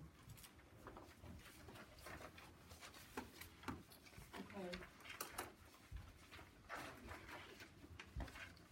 So, I guess I would say that we all know that we're basically preparing kids to go to college. Competitive colleges to have a strong academic pathway so that they have the skills necessary to be successful in college and then in their personal futures. Our enrollment pretty much is at 811. We always kind of look at about 200 per grade level. And so we have a little bit more this year. When you look at our staffing, the way we do our staffing is, you know, we look very carefully at our staffing to maximize the resources, to maximize the staff that we're allotted, to see what is the best, you know, academic return on investment. What is the way that we're going to do this in a way that students have access, a lot of students have access to certain things. And so along with that, you'll see in this budget, we did move a few things around. We changed some things, we eliminated some things based on that whole idea of making sure that our students, you know, you look at a strong portrait of a graduate to move on and be successful in college. We also look at student choice. So we are proposing the new course AP Human Geography. We feel it fits better with the mission of global citizenship. We're sunsetting the AP Euro. That actually the pleasant things in Ken's budget because it's a new program. But frankly, if we don't have the student interest and they can fit in their schedules, then we don't offer it. We make decisions by what they select. Some examples with the staffing, for example, the increase in health that's a state requirement. And it's great that we are able to use that state mandate to continue our work with DBT. And so the sophomore health will have the second half of the DBT curriculum embedded in it. And it ties, very well with the state mandate. You'll notice if you look at the staffing, if you're new to looking at the staffing, sometimes it's a bit confusing and you might say, well, like, what is this? We can combine classes sometimes and put 2 classes in the same course in advanced and beginning level, depending on what it is. For example, you'll see that in drawing. We have advanced drawing, which is really important for our students to do the portfolio. Drawing 2, we actually will put in there, that's a semester course, but we'll put it in with the advanced drawing year course because the numbers will work to accommodate that. And our students have to have the top level of some of these courses. So when you look at a class and you say, gee, there's only this many in AP Chem. I remember years ago, the board did not support offering AP Chem. We were at like 6 and 7. You have to have AP Chem. I mean, that's the reason that we're, in the, 144 top STEM high schools in the country, something like that. Like there are certain courses that are just important. But then we offer courses on alternate years. This year you won't see AP Music Theory. That was a new program this year. It's going very, very well, but we have to build the cohort for the following year. You won't see AP Computer Principles, but you will see the Computer Science A, because we offer the principles this year, and we time it so that the students will still be able to have access to that. So overall, when you look at our staffing, it's only a very modest increase. We have taken our Center for Academic Support and Enhancement, which is under school-wide support, and what that is it helps students primarily in 9th and 10th grade. This is a regular ed program, not special ed, but it's sort of like a tier 2 intervention, I would say, for. What does it stand for again? Center for Academic Support and Enhancement. Okay. And it's sort of a center, and within that, it's the class is called Specifically Structured Study, where the teacher works very closely with the students. Many of them are 504, they might, attention deficit, things like that, organizational skills. They're not special ed. Some of them are transition. We get students that transition new to the district from other parts of the country or from Connecticut, where, to be frank, they're not used to the rigors of this high school. So they go into that program. What we have decided to do is to take a piece of that original allotment after talking with Dr. Craw to put it into the SRBI map to do more of a intervention program for students in math, because when we look at, where do we want our students to be at the end? We want, although the graduation requirements are 3 years in math, many of our students here take 4 years, but we want a robust 4 years. So to be able to start looking at the students that, for example, maybe in Algebra 2, we have 60 juniors in Algebra 2. And I say to myself, well, they're in Algebra 2, and then where do they go? Not all of them go to pre-calc. They might go to statistics or personal finance.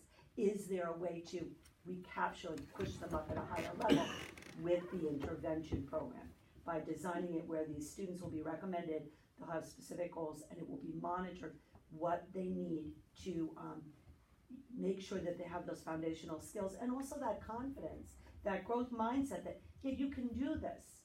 For some, pre-calc is daunting. It would be wonderful if we could get those students up into the higher level, because let's face it, you're going to go to college, you're probably going to end up having to take one of those math classes. So that was our thought behind targeting specifically and aligning it with the district initiative of how to provide a more targeted intervention. We have been talking about this, quite frankly, I think it started when Kevin Joyce was math chair. and we were talking about how would that look, remember, what would a math lab look like, how would we target it? What would the criteria be, and so I think it's about time that we do that. And you will notice also in, references to collaborative classes, in working with, Mr. Rizzo, and the sped staffing is not, that's in his budget, but it's sort of a reallocation, correct, Mike, from some other pieces, within the sped, budget to provide, additional support in the collaborative, offerings specifically in 9th grade. So that would be, right now, for example, we have bio, English, bio, Algebra 1, World Studies. So it's a reallocation of the sped staffing in Mike's budget. And, you know, we always have collaborative in chemistry. That's just been, you know, what we've needed because the students have to take chemistry. And remember when we took out the earth science and everybody came in at bio, they do bio, chem, and then another lab science, and they need that support. I mean, there's no way around it. Everyone has to take it.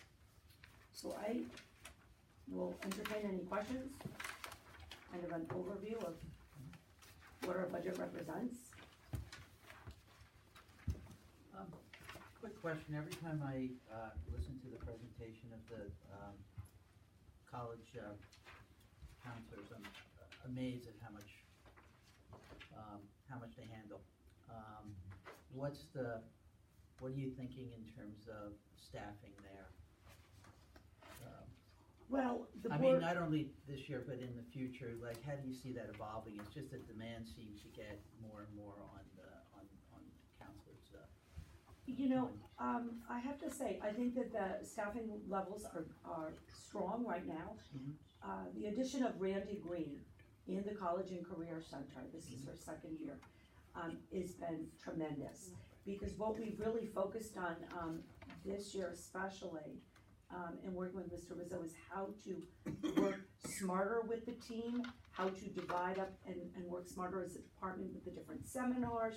Meredith Starzik has been instrumental in coordinating that, where you might have had a seminar where 5 counselors were there. No, you're in charge of this grade, you're in charge of that grade, to be able to give them more time. It's always a time issue during the day when the students are present. So I think we've put in some things in place that, frankly, they don't like anything. You know, counselor on call, beginning of the day and after lunch, that have been able to free up the counselors. And the counseling load is pretty comparable to our other districts. The addition of Randy Green, though, has been the big, I would say, tipping point. Right. Because, you know, she has met with more juniors and seniors. Just the other day, someone was walking in that graduated last spring. I don't like where I am, grade school. I'm having an appointment with Miss Green. I'm going in to change and see what my options are. I mean, that's the kind of service that they provide. I think it's great. We have the full-time social worker, because they don't have to be split anymore, so. Yeah, and just for the full board, since some of you are new, that addition of the college career counselor, that's Randy Green, that was part of the package approach to redesigning how we do PPS and SPED, and particularly the PPS side was picked up by the college career counselor. So that was 2 years ago, with lots of discussion. That was quite a major target investment. We were fortunate that Randy Green was available, and Lisa went to work, recruited her, and she's been a great addition. That was tied to a nice discussion starting actually in fall during that statistical report. The board, and we actually knew earlier, Meredith and Lisa had come to me and said, we're understaffed in counseling, we're pressed, how do we do this? So that led to that decision, and now a year plus in, it's working very well.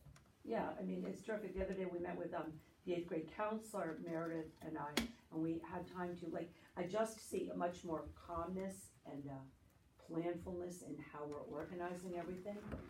And I attribute that to the fact that there's less stress amongst them because we have Randy. Right. And we have the full-time social worker, so it's much calmer. Can you talk about the great. advocacy calls that she makes as well? Yeah, she's great. So what she will do is, because she's worked in this capacity in both private high schools and public, like in Greenwich, she has unbelievable connections. So she will pick up the phone and she will call, for example, she called Georgetown because she wanted to know, what's the pool look like? how are our students faring, what's the percentage, you know, and she will, in some cases, be able to find out the results before the student does, which is helpful, especially when it's a no, because then we're prepared for helping that student through that. And I mean, she makes probably about 40 advocacy calls. Some return, most of them do return her calls because she's very well networked. She goes on the, you know, she's the point person now to go to these national conventions. She's picking up the piece that we did 2 years ago with the International Fair. I think it's going to be scheduled for March 30th, where we're bringing in colleges from outside the U.S. So, yeah, she's a wealth of information. Sometimes I do think, you know, she has a very direct way, and people are seeing her value, and that if you want to hire your own college counselor, that's certainly still your choice. Sometimes she's a little bit direct, and oh no, you don't think I'm going to get in? I have to say, she's pretty spot on with that, or will know how to work it, and that can be, you know. The only thing is the value of someone of Randy's expertise, and given this is such a focus and such a critical outcome for us as a district, other districts it wouldn't be fair or safe or equitable to be so focused on college prep 4 years. I mean, that's where we are right now. So this is an especially extra challenging time. And I'm not going to mention the name, but one of our real veteran counselors who I spoke to last spring, I said, "How are you doing?" Well, he said the combination of the varsity blues, the combination of the online ability to have 18, 19 applications, which you as a board heard, that meant most college admissions officers only spend 11 minutes on any one application. And then the sense of expectation. So, and literally, that has created much more tension and pressure for the college counselors. So, hey, varsity blues, I can buy my way in. So that's just the tip of the iceberg. Everybody's doing this. And then you carry through to, I've applied everywhere, it's Weston, I should be getting in no matter what, you're failing me. But just feeling much more intensity and pressure. And I think that combination of Meredith's steady hand, Starzik's steady hand, Randy's expertise, but this also is the rationale for that other recommendation before you, which you should, as a board, talk with Lisa and Mike about, which is the administrative meetings. I have another question. If you have the opportunity to sit in curriculum, you get a really good view of how you perform your allocation process in terms of matching your resources with needs. And you know, you can see through the budget how you do allocate based on that. Are there, you know, if you kind of look ahead, are there things that you see emerging where it's not just an allocation process, it's a real need to devote more resources in a particular area? Just so the board is aware and can anticipate that a little bit. Well, I mean, if I were going like wish list, right? I did go down to Greenwich and saw the music studios. I felt $42 million. I know it's $42 million, Bill, but there are pieces and things within rooms that we have, existing rooms that, you know, between going to Disney with them and seeing what those kids can do in a properly fitted room, to going to Greenwich, to saying, okay, we're not doing $42 million, but maybe we could do this, maybe we could do that. I do think that would be a next area of work that we could look at. I think the proximity to the middle school then makes it, you know, a win-win, because they could also benefit from some of that in the afternoon, things like that. I mean, with STEM, everything's great. You know, we have a really strong, robust program. I look at the other different departments. I look at the math lab and perhaps increasing, you know, that over the next couple of years. The videography, terrific. I don't know if you know, the PTO just got us a whole new, gorgeous set, beautiful set. Not green screen, but the, you know, like new set. You go in there now, it's like tables and chairs and just kind of junk we found around. But I look at the music, and that is a big ticket item. What are we going to do about that? How are we going to get a music studio where the kids can play, listen to the playback and record? How are we going to have better places where they can play in practice rooms? How are they going to, how are we going to be able to do that? I don't know. I might answer if I may. I mean, this gets right to can the district continue to afford opportunities in the high school for a smaller number of students? The Kenyon College a cappella group came back through 2 days ago. Wonderful set of interaction. And Kenyon is one of the most selective small colleges in the country. One of our students, you all can explain who it was, actually someone who knows Meredith Thurman very well, the president of that group, brought them on campus. Philosophy major, wonderful intellectual moment, musical moment for our students, our kids. But that student who's at Kenyon is benefited by the willingness of Weston to invest in small size opportunities for students. Another story related to the videography, I'll show you a story, I'm not going to keep names out of it. Student goes off to regional college and is already well ahead of anyone else on any filming or videography work thanks to what's here in Weston. So some could say, oh, that's too much, Pele, you left the hurdle too far. No, it's still the right amount of what we're doing, but that's the resource decision. Can this district continue to afford providing those opportunities for a relatively small number of students? And that is more than the college counseling, that ties into your placement and success in college. Exactly. And how can we cultivate, though, that perhaps it isn't a small number? How can we cultivate that to grow? We had a student, I couldn't believe it, Philippe Messiter. It's a bizarre story. I was selling something online and his father was going to buy it. And then I'm like, are you Philippe's father? He just won a Emmy or whatever it's called. Emmy, right? For doing some kind of a score in a National Geographic thing with the tech that he learned in our auditorium. But then you talk to our, you look in the auditorium and the sound booth and how could you run the wires so that you could record right on the stage, and we need the new soundboard. Like there's need there. When I was here, we redid the whole auditorium and we sold the seats and we did all that, and then it was like, well, no more money, right? And so we kind of have been relying on outside groups and patching things together, if you will, to make it work. So that's what I would say. Okay. Understanding the financial situation of the town. Yeah, of course. I mean, this is. I have two curriculum somewhat questions that I guess go to both of you. The first one is, why is the math requirement only 3 years? Because I think if you made it 4 years, then it would tie into go to math enrichment and really getting a class of kids that is legitimately at least a year ahead. Like, what is the logic behind that? Well, I can tell you that the graduation requirements were tied with the state.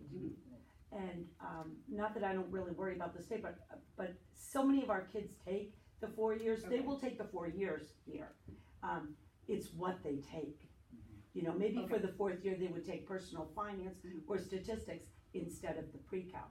And now with all the graduation requirements are changing, beginning with the class of this freshman class, we have the world language 1 year requirement. That's why you'll see in the staffing there, we have a Spanish 1 for the 1 year, the graduation requirement, because there is a very small cohort of students that have to meet that requirement before they graduate.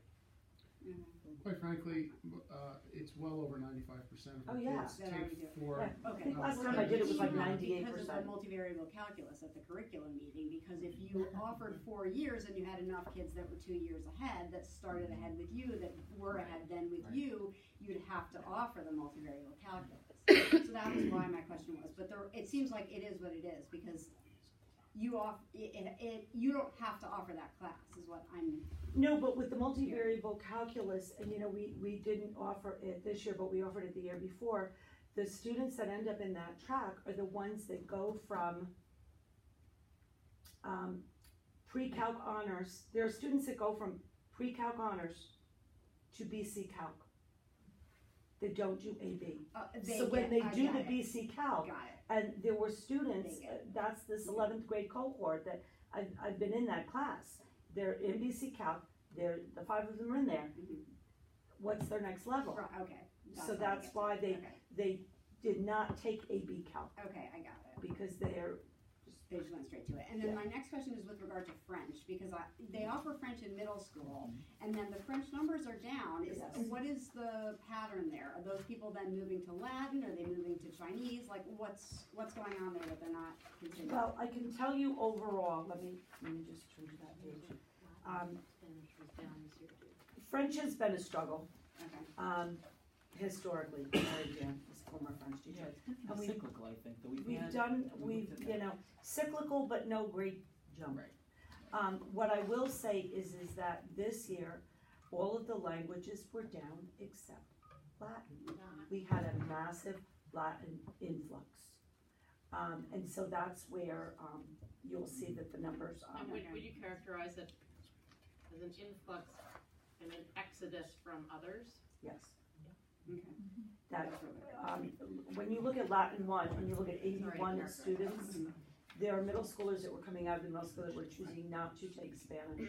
They were choosing not to take French. They were choosing not to go into Chinese 1. Okay, so this is my 2 cents on it, is that if they started Spanish or French, then by the time they get to high school, they have an expectation where it's that much more rigorous. They go to Latin 1 in high school, well, that's, an easy A for them.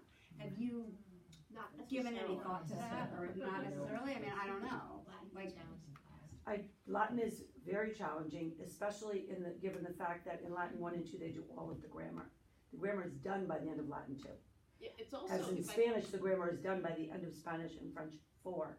So, whereas at the very beginning it might seem easier, or it's just different. It's because different it's also also- not spoken. You're not going I was into just a gonna say- language lab. You're not having it tested.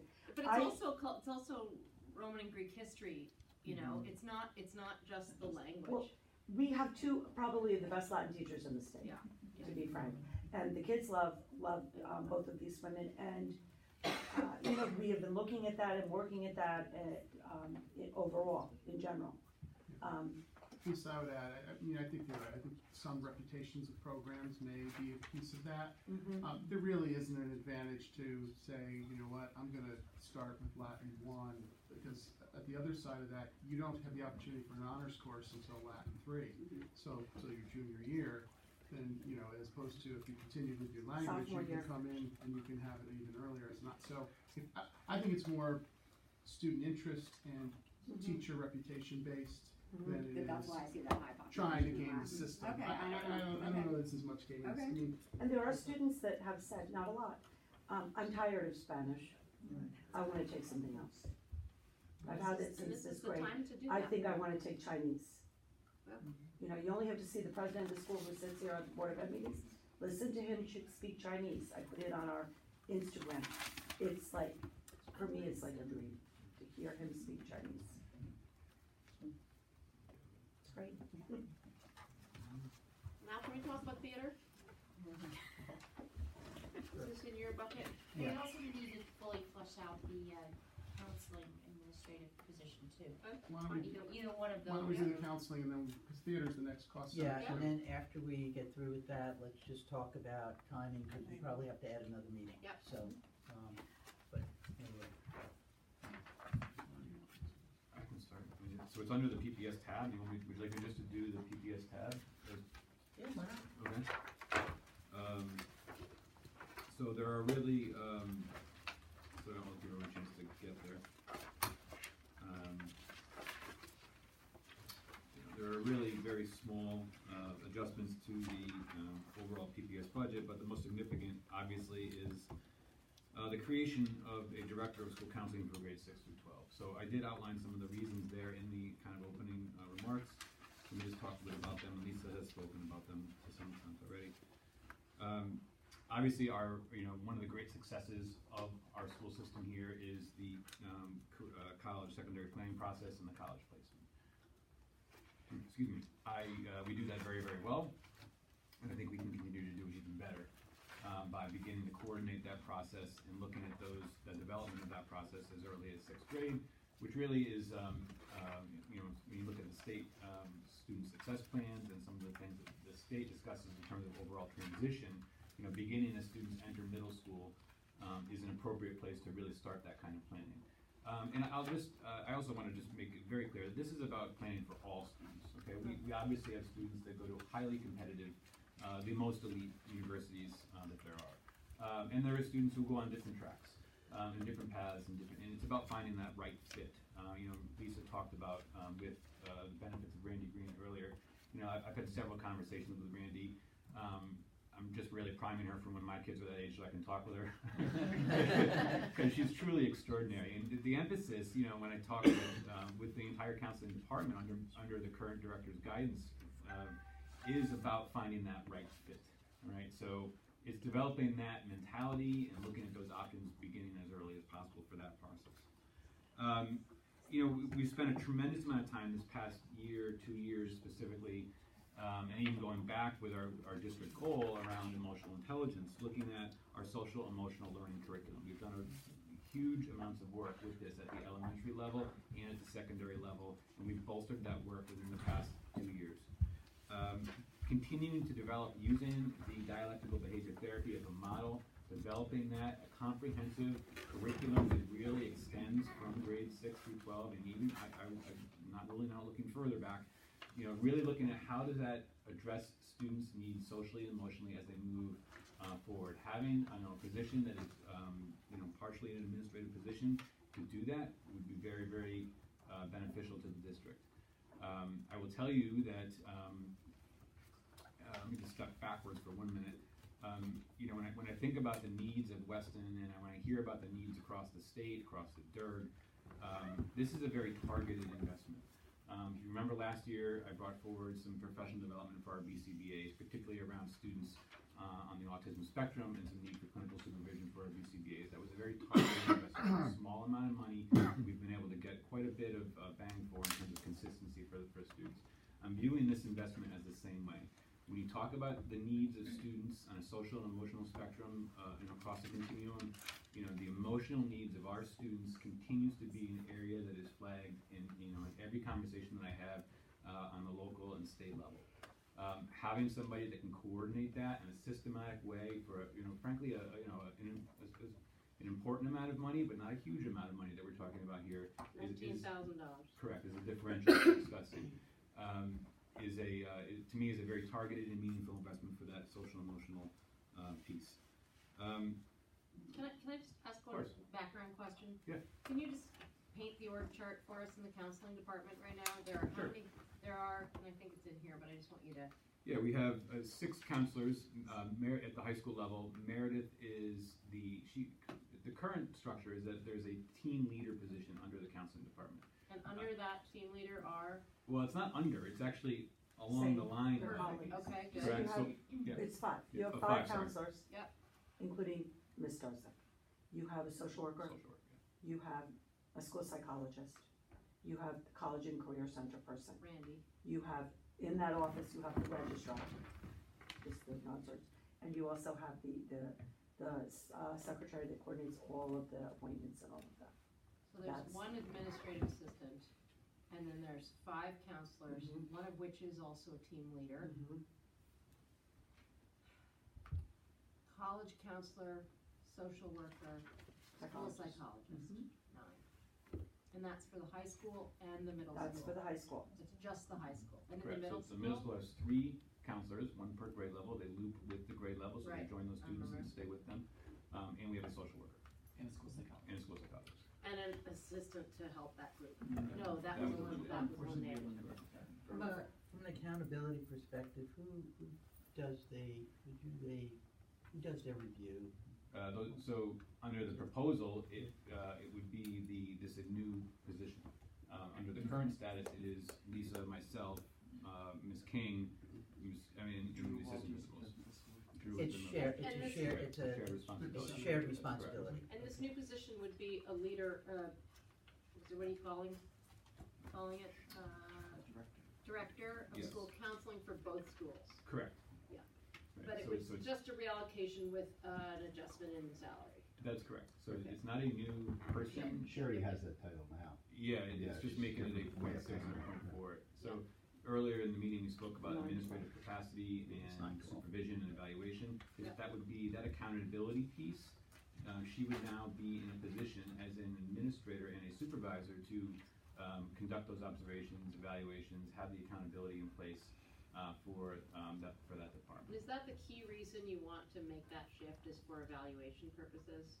I wouldn't say it's the key reason, but I certainly think that when you get into this more specialized areas of counseling, school psychology, for example, speech and language pathology, for example, having an evaluator that is in the field and of that trade, I think, is an important piece. Right. And it's specialized. I mean, certainly we can do it, and we know the education of it, and we understand the rubrics that the state provides, and the district uses all those things. Okay. There's another level of supervision there that I think can be even more impactful. Well, and And what is, oh, sorry, go ahead. No, I was just gonna say, really, it is, $19,000 for what we're getting. Right. When I look at it, like, for example, Meredith now acts in that capacity in so many ways at the high school. I can only, imagine if she was in charge with 612. Meredith comes every Monday to my, we have meetings every Monday with the tech people, everybody, and Meredith comes in 9 o'clock to go over what's going on.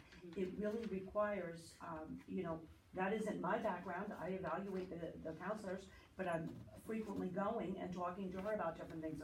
Let's set up the programming. She was the one that came up with the idea for the counselor on call to address these issues. We talk all the time, and she has come out with some really great ideas to address the time of these counselors that have made significant differences. If she could do that 612 and the piece of the programming to fine tune the programming, I mean, I'll be frank, who's the 8th grade counselor this year? Andy came up and said, yeah, well, we did it this way 3 years ago, and then last year was the sewer thing, so we had to do it differently. And how are we gonna do it that way? And my head was spinning, and Meredith and I are looking at each other. It will really, that's the next level of work here. Continuity is what you're And very targeted programming, creation of programming, and accountability for the people that are delivering the program at a level that I think will only strengthen it. It's sort of like what we did with the college and career counselor, when we put that in. This is the next level of work for that area. And I would say that, the consistency, particularly from 8 to 9, is, it's been, when I started here, a while ago, that was a question. We're making progress on that, and this is another way to address that consistency for students who grade from school to school, and particularly 8 to 9. It's a big transition in making sure that there's a consistent path and procedure in place. I'm sorry. No, I was just gonna say, and again, this obviously rolls up into the certified staff line, 19,000. Yes, it does. On page 99, and the rest of that 77,000, which represents a 4.3% increase, is what? That's contractual obligations. Is it? There's no other. Nothing else If you in look there? on page 898, for example, there's no additional staff changes in this area. Okay. So, I think then, Phil, when do you think we can get the, budget details for each section? So, I'm sorry, I don't think, maybe not until early next week. It's gonna take me some time surely to do that. It's really not something that I can just piece together just like that. And then I'll also keep in mind that I'm not prepared yet for finance committee on Friday. If I could just add, I know that sometimes the board does like to look across DERG, so I did do that as well for this particular shift. We looked at 11 towns. It may not all be the DERG, but it's surrounding towns. 9 of the 11 people in the surrounding DERGs have an administrator certificate person in this position. 6 of the 11 are actually in the administrative union, and then there's some differentiation. Some of those people are 12 months, and some of those people are 11 months. So, those are fine-tuning details there, but I just think it is important to, just understand what the surrounding areas have. And I would also say that this is high stakes. I mean, wherever you are on your path towards post-secondary work, it's all important. And as I go through this work, and Laura said it earlier, it starts at Hurl, but there's really nothing more important than what they're going to do when they leave. That's their entire job. Yeah. So let's situate ourselves correctly. You just triggered a question, Mike. This particular position, since it's majority administrative, do we get into which union this person falls into? No, if you're north of, it depends on where your majority is. It will be a law position, a Western Administrative Association, because it's .6 administration. It's similar to the department head model in Westport, where the majority of their FTE is in the administrators union, so therefore they get the bargain for the Mike, can, Compensation. Mike, can you also provide us, if possible, and if not, a sense of students per counselor ratio across the DIRG or guidelines that exist and our numbers? Yes, I can. It'll take me Workload, a bit. I mean, we're very much in line. I know, actually Meredith looks at that pretty frequently. Liz, I don't know if you have I'll any. email her right now. Yeah, but it's. That'd be awesome. Yeah, we're in line. If but we there are get state more to do. guidelines, if there's DIRG guidelines, There's if not there's. state guidelines that I'm aware of, but there are sort of, common practices, and we can take a look at That that. would be helpful, thank you. That's all from me. Thanks, Mike, for the DIRG information. I just wanted, I had one other thing, I'm sorry. Oh, go ahead. sorry, No, go I ahead. just wanted, Melissa, you had asked a question about nurses in an earlier meeting, so I just wanted to do a brief follow-up. Nurses are in the PPS budget. We do have, one in each building plus the float nurse. Cheryl Zukeski acts as the nursing supervisor as well as being the nurse at the high school. I just did a brief analysis of the visits, and this is interesting. To date, this school year, there's been between 2,000 and 3,800 visits on each of our health offices individually. So it's a little over 2,000 at Hurlbut, 3,800 at the intermediate school, 2,600 plus in the middle school, and just about 1,900 in the high school. That's in addition to medication management. So those are visits, unexpected. They also have medication appointments that they work with students. So Are they See, that number doesn't mean anything to me, because I'm like, well, that's their job, to be there to receive sick kids, so is no, that? the reason I say it is to emphasize Is that a lot, is that a little? well, it's busy, is what I'm saying. And the point is that to me, it's about being prepared to accept those students and making sure that we have the staff available. The right amount of people. The takeaway is to not, if you take away a nurse, that coverage, and know that when the Chicago Teachers Union went on strike, they went on strike to get nurses for their buildings, that type of thing. So it's, and some districts point despite laws and all the rest, look to get efficiencies. That's the reason to understand those numbers. I'm sure. No, I was just wondering, are they RNs or LPNs, RNs. All RNs and all of them? Yeah, I have to get that specific. But we can check that. I can check. I should also point out that Is the floater a full-time position? Floater is a full-time position. That individual is new to us this year. She has worked 13 days independently, then without any other nurse in the office, essentially due to filling an absence. Subbing. In addition, she logs her visits the same as everybody else. So I have an accounting of her visits, and when she's there, they're busy. She's typically at the middle school and the intermediate school because those are the busiest spots, the busiest buildings. And then the way we also allocate that resource is through when there are the state mandated screenings and things that happen at different times of the year. She goes into those spots to help fill in, and make sure Mike, that we're set. I know the answer's gonna be, no, we really don't want that, but is there a possibility of reducing that to a half-time position or a part-time position? No, I can explain that if you want. I mean, I wanna hear the full. Well, historically, we put in the float nurse because years ago, that's a new person, not a new position. So when we said the individual started this year, the position's been around for a while. Yeah. It's extremely difficult to get substitute nurses. We've had to go out to outside agencies. The outside agencies often don't want to provide them because they have a nurse shortage too, and it's much more expensive as well. So I don't know what the math would be now, because this was done by Joan Keating. This is a long time ago now. The cost of the float nurse was, I don't remember if it was higher, lower, or wash, but it wasn't far off of the cost of the sub cost we were paying. Subs make a lot more money than our nurses. Our nurses are dramatically underpaid compared to other districts in our DIRG. So we have a tough time hiring nurses, let alone getting substitutes. So if we went to 0.5, to answer your question, I don't know how we could possibly hire someone like that. The other it's a recruitment issue. Correct. Now, that doesn't mean there isn't somebody who's retired or who just wants to work part-time. It's just we haven't had luck with it. And what are they doing when they're not subbing? They're typically in either the busiest schools, which are the intermediate or the middle school.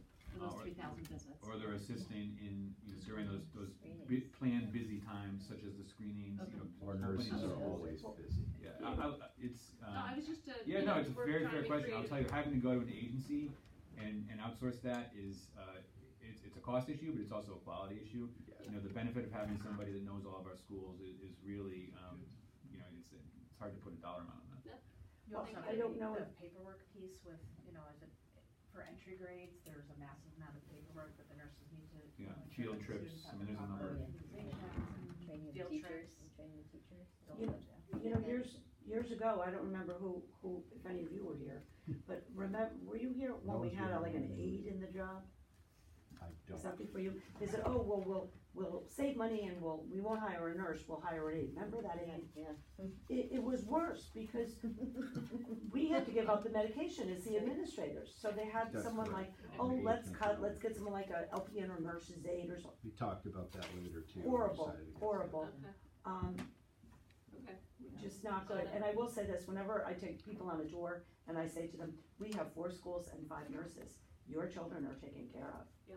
That means a lot because that. when they're not here, we're the ones that have to, set our alarms to make sure that we're going and giving out medications because we're the only ones that can do it. That's true. That's very true. I got it. I get it. Laura, I Thank have you. a quick question.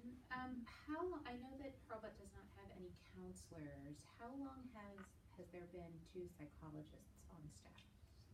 This is the first year. Well, there was one year we did it on a temporary basis, when Angela went down. For her.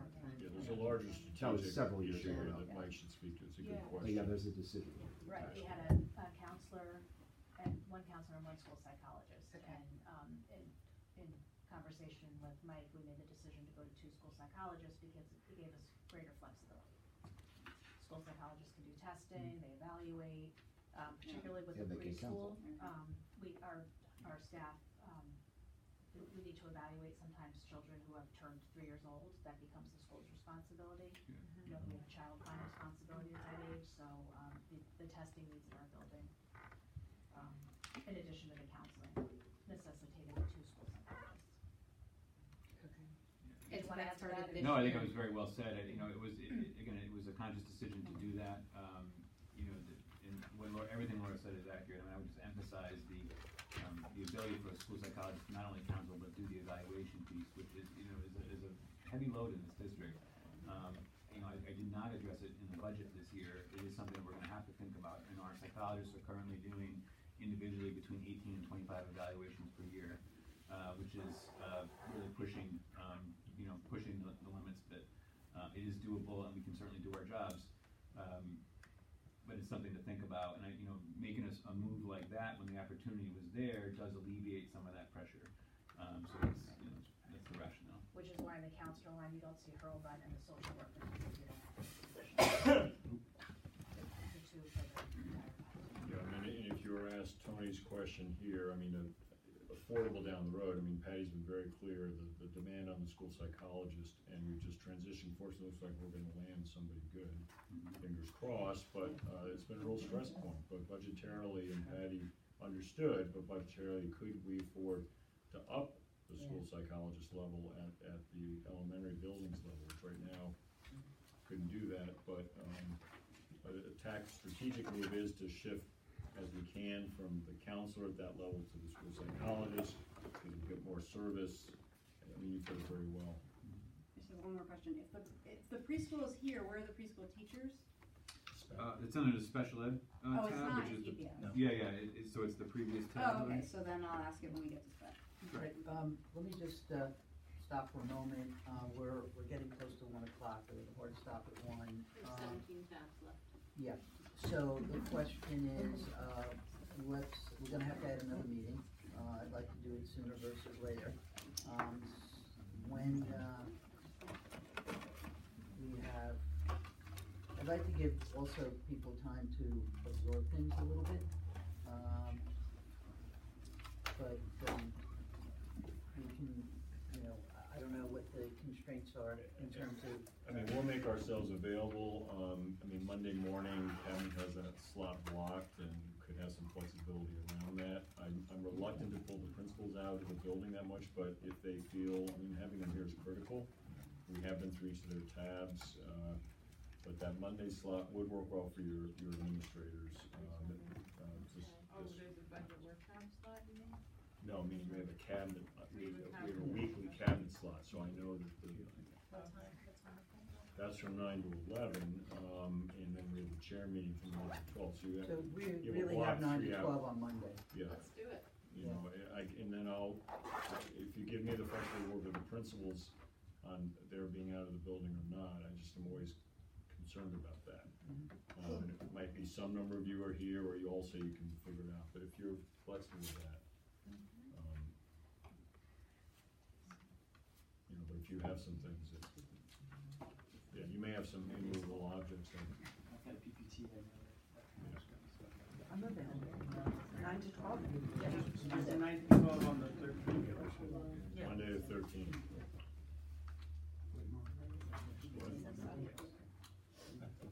Oh, we should, Yeah. is he gonna, Lisa, we should make sure Mark Borkowitz is here. Is he available I that have to day? check.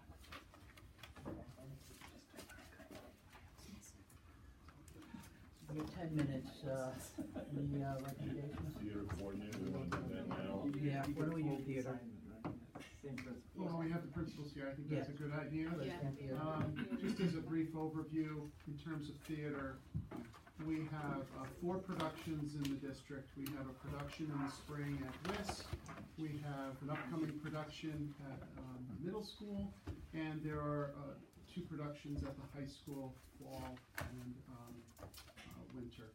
So what we have been doing, and I think Louis had given a sort of a historical look in terms of how we have done this previously. This has been a .2 release time position from a teacher's schedule, which just in short did not work due to teacher retirement requirements because that was not teaching related work. We had to make a shift. Some of you may have been here when we made a shift to a stipend position. You know, less than ideal. We've had difficulty having someone in the position. And then in terms of the level of, you know, issues that have come up in terms of, you know, coordinating the programs effectively. I think even Patty last year ended up coordinating the whole show at the WIS just because we had such challenges. I mean, last year we actually had to, we had someone leave that stipended position, and we brought someone out, we brought the former person back to help us bridge the gap. So this year, we're really proposing to go back to a .2 release time, but in order to do that and not have the issues with teacher retirement, use the 092 certification as a way to address that. So it would be, right, Louis, we're able to do that, have the .2 release, and the teacher with that 092 certification could do it without any impact on their retirement. That's correct, because you need an 092, I mentioned at the other meeting, you need an 092 certification if you're looking to get TRB credit for organizing after-school work. So almost all of the theater work occurs after school.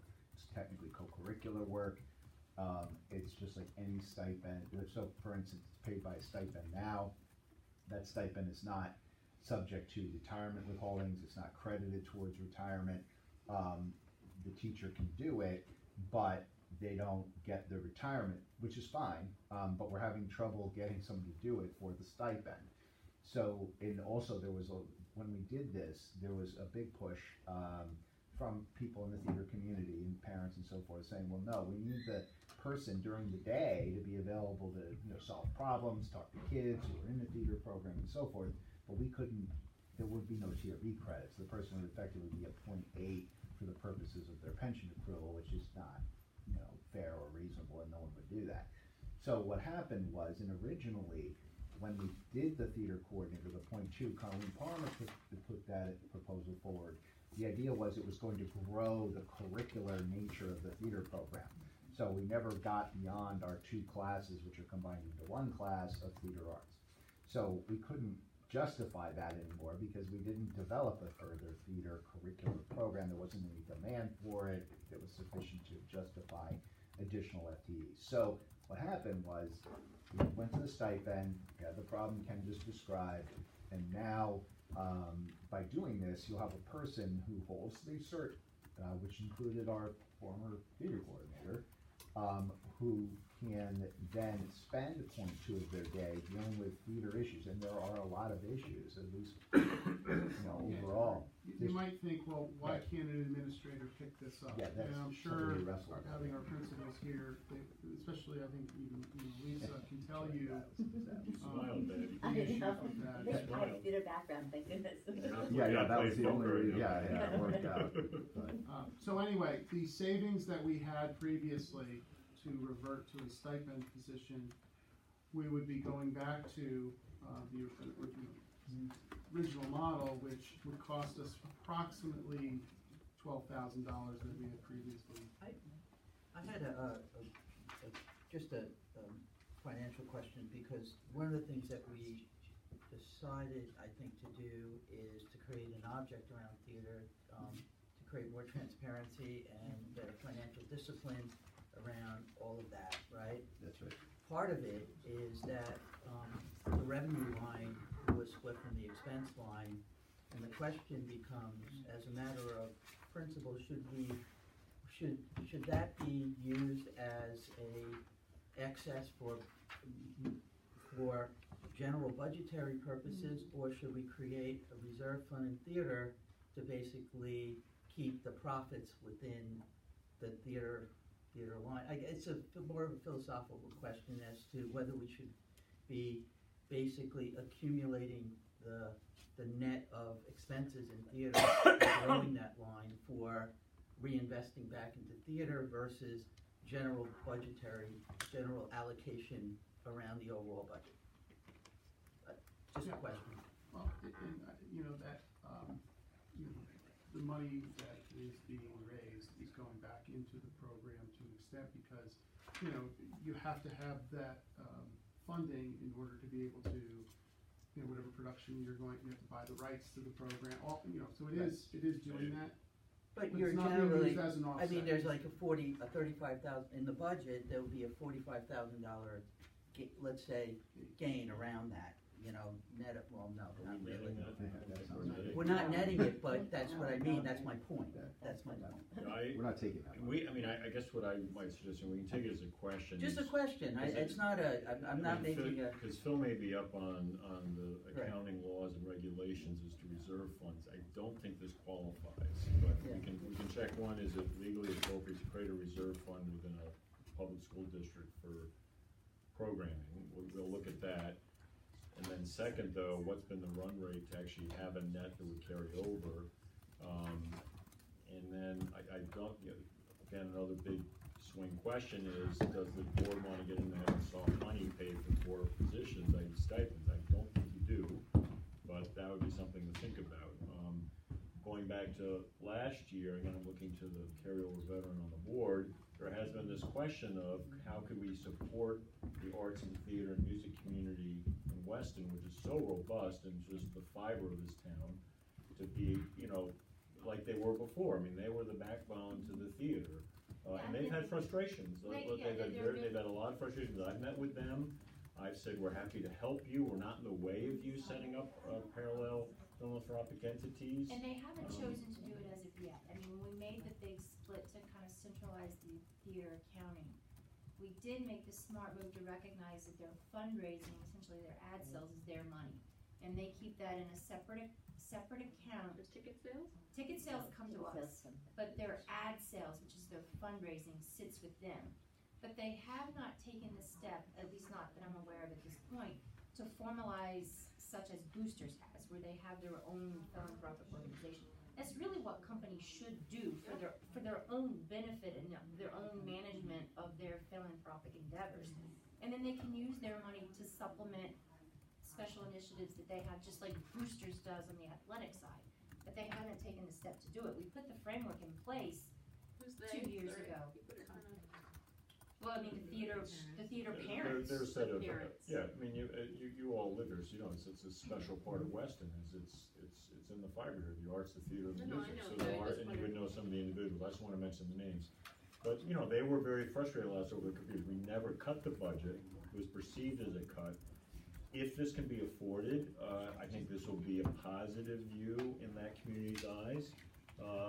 You know, but it may help open the door a bit, but I certainly, when I met with them, I said, we would embrace you setting up a parallel philanthropic organization. You know, because they had sort of said, oh, you're in the way of that. And I said, no, we're very open to that. We just have to do it such as West Education. It has to be done correctly. But we will do everything we can to help it happen. Just with this particular theater coordinator position, so theoretically, we're gonna have an employee who is a 0.8 FTE teacher, and then a 0.2 administrator for this role. So they will have a reduced class load, and they'll be considered a 0.8. Well, yeah, and it'd probably be even more reduced because if it's the former person who's a CIL, it could have additional 0.4 for music, at least there. So there could be some carryover there. So theoretically, though, as a teacher, this Yes. person will be a partial FTE. A teacher, partial teacher FTE. This, unlike the position that Mike was talking about with the director of school counseling, this would not be in an administrative, it would not be under WA contract, be under WTA. It would be, you know, I think we obviously have to talk to the WTA, but really you're using the step and contract salaries that are listed there, and you know, having that certification to be able to do the work, that's the key. But Louis, do we have to negotiate that, The point compensation? two, the compensation for that? I Or don't- should we I don't- strictly go by the WTA contract? I think we go by the WTA contract. This is simply holding the appropriate certification.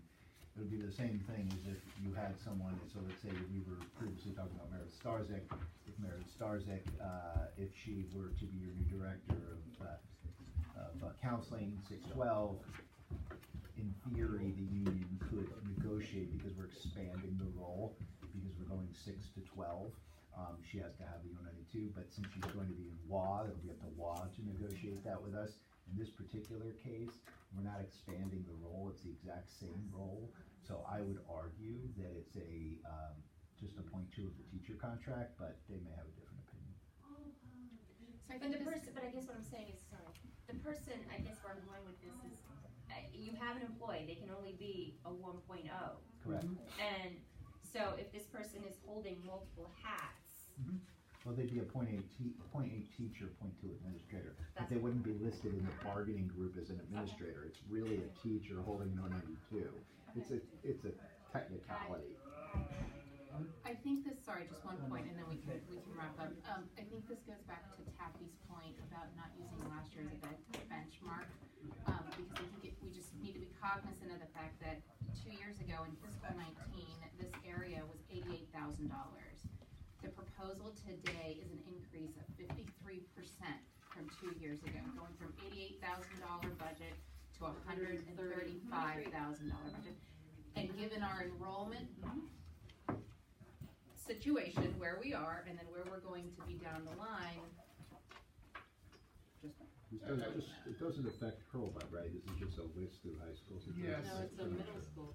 should be WIS. So you're talking about the entire but cost stipends center? are moving- missing. Itemized there. There are no WIS stipends. You're referring to the There entire are no cost WIS center? stipends. Yeah, I think There should be. because this is Yes, I still was gonna new, say that, there are no WIS stipends listed in the unit plan. I think we have to look at that more closely, because in essence, much of it's driven by the stipends for the productions, and that hasn't changed much more than contractually what those stipends would be from year to year. So WIS is excluded for stipends. I don't know why, they should be. They We should always be on have to see page stipends. 79, but Maybe you could So I bring think that the to year-to-year us. look It for would that, be helpful to see that. as opposed to the other cost centers, may be difficult We have 2 to stipends. Yeah, make that have to put them back. leap. I mean, it's included, but. There is a sound board that is in that, I think, which Yeah. we should, that is 15,000. new. Yeah, that's a big item. And have you reached out to WEF at all, in terms of assistance Soundboard. here? Because I know that And they, even company, like Where's the Even other committee's grants, I'm trying to. So I had a our quick grants. conversation with, Liz, when was it? Whenever, a few days ago. She did mention that there's a possibility that there would be an offset, to give me a better indication, maybe they'll be able to cover half of this cost. She'll give me a better indication, later. What, the this soundboard week. or the whole? Soundboard. Give the soundboard out. I also, I haven't been able to catch up with you, but I have some thoughts on that. Yes, we believe that it could be taken care of in a fiscally responsible way. That's a good answer. All right, I think we're gonna stop here and, Thanks, everybody. continue. Thank you, thanks again for, Okay, all this your is hard what I work. believe now, Continued on Monday. and I want your opinion on it.